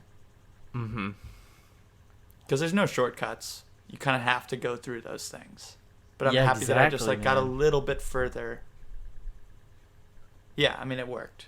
Yeah, that's a great point. There are no shortcuts. Like you have to make 3 albums without actually finishing them to have a good one. Or not 3, but you have to like have these unreleased ideas and unfulfilled thoughts. Well, or you can release them too, and that's great. And, like, part of me wishes that I did, but I just didn't. I didn't have the discipline. But, yeah, I mean, to me, it just really does kind of sound like a second or third project. Initials does. Okay, yeah. It's not, and I can also totally see that. Like, I see all the ways in which the next one can learn from that. There's a lot of things that Yeah. can just be cleaned up that I didn't, and actually I think a lot of them could be credited to not having as much. I just think, like, some things when you play on a certain set of speakers can just be a little bit off. Things like that, and even just, like, deliveries, just some things or even like do you ever have a song that like you record it, you essentially like write it, you record it right away, and then maybe you, after listening to it for so long, you fully understand how that flow works, and then you almost Yeah. like then you go back and you realize that the recording you didn't quite know, and you're like, man, if I recorded that now, like I could hit it right. But Does that you make can't sense? quite get the mix sound of it right now. Like you like the way the sound is, but your flow isn't as tight as it could be. So you go back in, you try and redo it, and your flow is nice, but your recording style isn't working as much. Well, I think even just like days when I knew that we were gonna perform it live, I really took the time to figure it out. Okay. And so yeah. now it's weird when I go back. It's like it's not quite. it's not yeah. quite it's not quite the way you can do it. Yeah, it's not as good as it could have been because I just like recorded, which is for that song it makes perfect sense. It couldn't exist, but there's just that interesting thing where once you record it and it becomes a certain way, then you understand it better. Dude, I always found that whenever I was practicing for doing shows. Just like how you did for that song. You were practicing to do it live, so you found it. Mm-hmm. And I remember always discovering that about songs, was how much better I sounded with my flows when I was doing them live. Mm. Or like, it was just how much more I understood the flows now that I've practiced them more. Yeah, because you're no longer like experimenting. Mm-hmm. Sometimes you'll even just like change one word. Dude, I think it's something that just happens on a pro level. Like, you even hear the way, like, Mac flows in his live shows. Yeah. Or flowed. Like, he would do things differently. Lou. Yeah. He would perform differently, Like, on that Watching Movies one and stuff, like, he would kind of do his flows a little differently every now and then. Like, he kind of had figured out a different way to do them that he liked. And so I am kind of torn because I think sometimes your first recording can be one of the best when it's raw. But I am curious if there could be some sort of strategy where you record everything and then you maybe just listen to it for a month. And then you go in and make your album. Like, those are just demos. Yeah, exactly. Yeah, The demo. Dude, exactly. yeah, treating your whole first album treating the whole album that you make as a demo, and then going in and remaking the actual album afterwards. Could be something there. Yeah, could be. I do think there might be a little. I mean, this is weird to say, but there might be a little opportunity for like the house show in this gap of when quarantine starts to let up, but before shows are really a thing. Oh, okay, so starting to do shows at the houses before Gabe's and places can kind of actively open. Oh no. Sounded like a broken glass. Yep. So to us. It's alright. I got 2 more. I'm gonna go to the bathroom quick.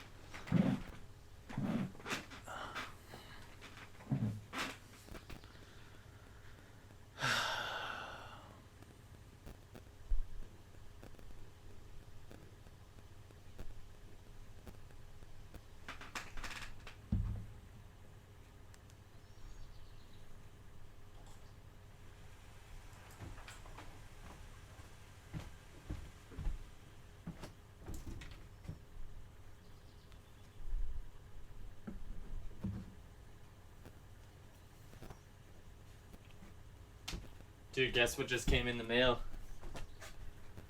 What? Not today, but the other day it was notes to myself. No shit. Yeah, dude. Cute. Ellie had this. She's got this gift card to Barnes and Noble or something, and so she like found it, and so she was like, send me a link, and I went in and I was like, notes to myself, Hugh Prather. And That's sure right. enough, there it was, and yep, it arrived, and it's like a brand new copy, and it's beautiful. You read any of it? I just opened up to one page and did that, in the middle. You Did get that anything?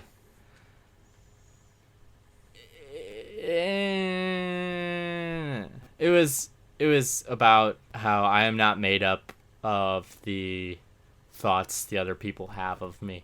Whoa. Yeah. Yeah, you've rapped about that. The dichotomy of whether or not that's true. Yeah. So it was fun. Yeah, it was like, I don't know. I love to read out loud, but I don't get as much when I do that. But it was one of those where like the book came, I opened it up to a random page, and I read it aloud to Ellie, just that one page. So The it was first fun time to do it, but I ever came across that book, it was on my mom's bookshelf, and I just snagged it in the car. We were all going over. It must have been a holiday. We were going over to like my aunt and uncle's, and which is just across town.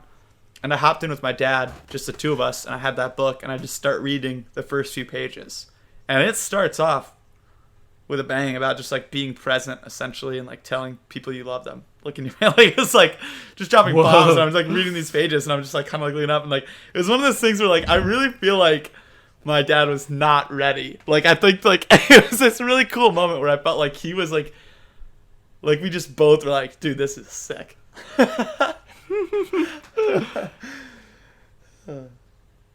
that's amazing. I'm glad you got that book though. Keep me posted. Oh, Like try to maybe highlight some I'm- pages or write things down. Yeah, I think I'm going to keep the book clean, but I am going to keep like a doc, and just go through and basically if a page, like just mark all the pages I love on a doc and kind of just like either transcribe in quotes like what it says, or maybe just write what I think about this page or why this page stuck with me, Yeah. like sort of annotate it on my computer, but I kind of want to keep this book clean. Yeah. But I'm so excited. I mean, I bought a few books here recently from thrift books, and I didn't even touch them, man. I've just been struggling, but I knew that one. When that one came in, I was like, finally one that I know I'm just super excited to read. Yeah, and it's so low pressure. It's not a book that you have to even finish. Exactly. One page Exactly. can give you a fix. Yeah, I think I like those kinds, Mm-hmm. That's why I liked that book, The Art Spirit by Robert Henri, that I read a lot in like 2017, 18. Mm-hmm. I remember that, yeah. Yeah, that is a lot like that. It's kind of just letters to his students or just straight up writings on the times.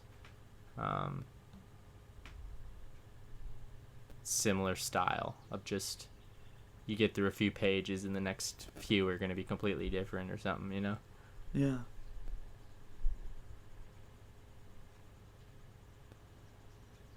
The rain's going here now. It is coming. Mm-hmm. Man, it feels so much later than it is. I'm getting tired.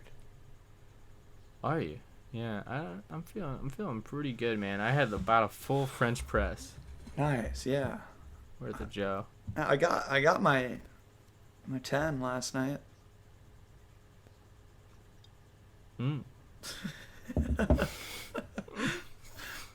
I think 2 nights in a row. Like I'm at the point where now I think I've got to limit it. Like I can't. I think I'm sleeping too much. Yeah.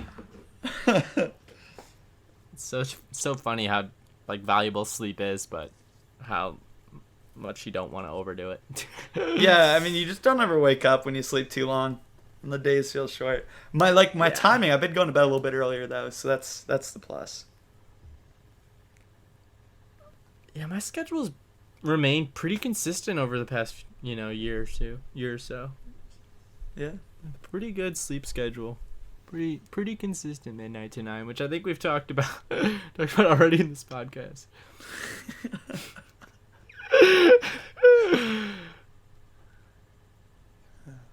Have you had any strange thoughts about, you said you haven't been listening to it at all, but to be a month into a person that records a podcast? Yeah. I mean, I think my anybody favorite part talk about it with you at all? Well, you haven't really posted anything about it, so I guess. Yeah, I mean, really, harder. The main source of feedback was Sophia, just posted that on her story and sent me. I don't know. I guess I just got tagged in it, so I got to respond to that, which was really cool. Because I mean, that was like the greatest too. Like I loved the phrasing of it and everything. The podcast I didn't know I needed. That felt cool. Dude, I thought that was a great that was perfect. Like that rang true. Like that seems like what I think this podcast is. The podcast the people don't know they need. Yeah. Like that's almost what I would like this to be known as. So for somebody to be saying that is really incredible. Yeah. Molly had messaged me on Instagram and asked if I was living in the Gaslight Village. Oh, really? Yeah. I didn't want to burst that bubble. Yeah. And I was like, no. Like, actually, Pat and Ellie, like, hi. That's hilarious, because you heard my little message that I said, okay, so maybe she hasn't listened to it then. Right, yeah. But she saw the cover. She saw the title. Mm-hmm. Which sounds kind of cool, because I've actually, yeah. A person I don't know say, what's the link to your podcast? I'll give it a listen. I mean, I know them. They're acquaintances in a way. They're close with Ellie a bit, but yeah. So that was kind of cool. Yeah. One of my coworkers also, he'd asked, dude, you're doing a podcast? Because he makes films and stuff, and I thought he had one going. It sounds like he recorded one episode before COVID had started. But other than that, I don't know. Mostly it's nice to like have a scheduled time to do this. Like to just like talk to you, I guess. Yeah. Just the structure of that has probably been the most fun. And I don't know. I mean, I guess just like actually getting into like the podcast side of it, I feel like having this many under the belt, I feel very good about. I'm not really preparing anything anymore. We're kind of coming to this with no intention whatsoever, and just kind of roll. And that feels cool. It feels like just like one of the little insights that I've developed in 4 or 5 times. One of the skills that you've kind of obtained is the ability to go on with your life without thinking about this, and then perform on it when it arrives. Yeah, I have really no agenda. Usually. Yeah. I don't know. Sometimes I question, like, the only thing I really think about is, like, should I just, like, go in, like, high energy for shits and gigs? And, like, so sometimes, like, I think about that. There's, definitely more thinking, but, yeah, I'm not, like, preparing messages, really. I feel like I'm also in that, I'm kind of always, I don't think it's the podcast that's making me really, like, I think I'm just always kind of naturally, like, really taking in my days and what's happened so that I would have filled you up on certain things and now we just happen to be doing the podcast, so I don't know if it's any different the way I prep for these calls as I would have before. Like Sure. I would have been excited when I was looking at those photos in the 30s to tell you about that if this call wouldn't have been recorded too, Right. So I don't think that much has changed on my end in terms of my preparation for a podcast. I don't think I prepare much for it. I think I do prepare a little bit for our calls. Okay, that makes sense. Just naturally. You know what I mean? Like, I do think throughout the weeks a little bit, like, yeah, this is really, wow, this is kind of cool. This would be worth telling Ev about or something, Yeah. I do think it'd be fun to have that episode still, though, where we do just kind of give each other a question. I've came up with my favorite one yet. So I have very, very few, but I have one that I'm in love with. So I'm ready for it in that regard. Yeah, I haven't looked at my doc yet, but before we started doing these, I kind of came up with like 4 or 5, and I liked all of them a lot. But I haven't done any since. Although I was kind of feeling like I had thought of one recently. I just didn't write it down, so now I forgot it.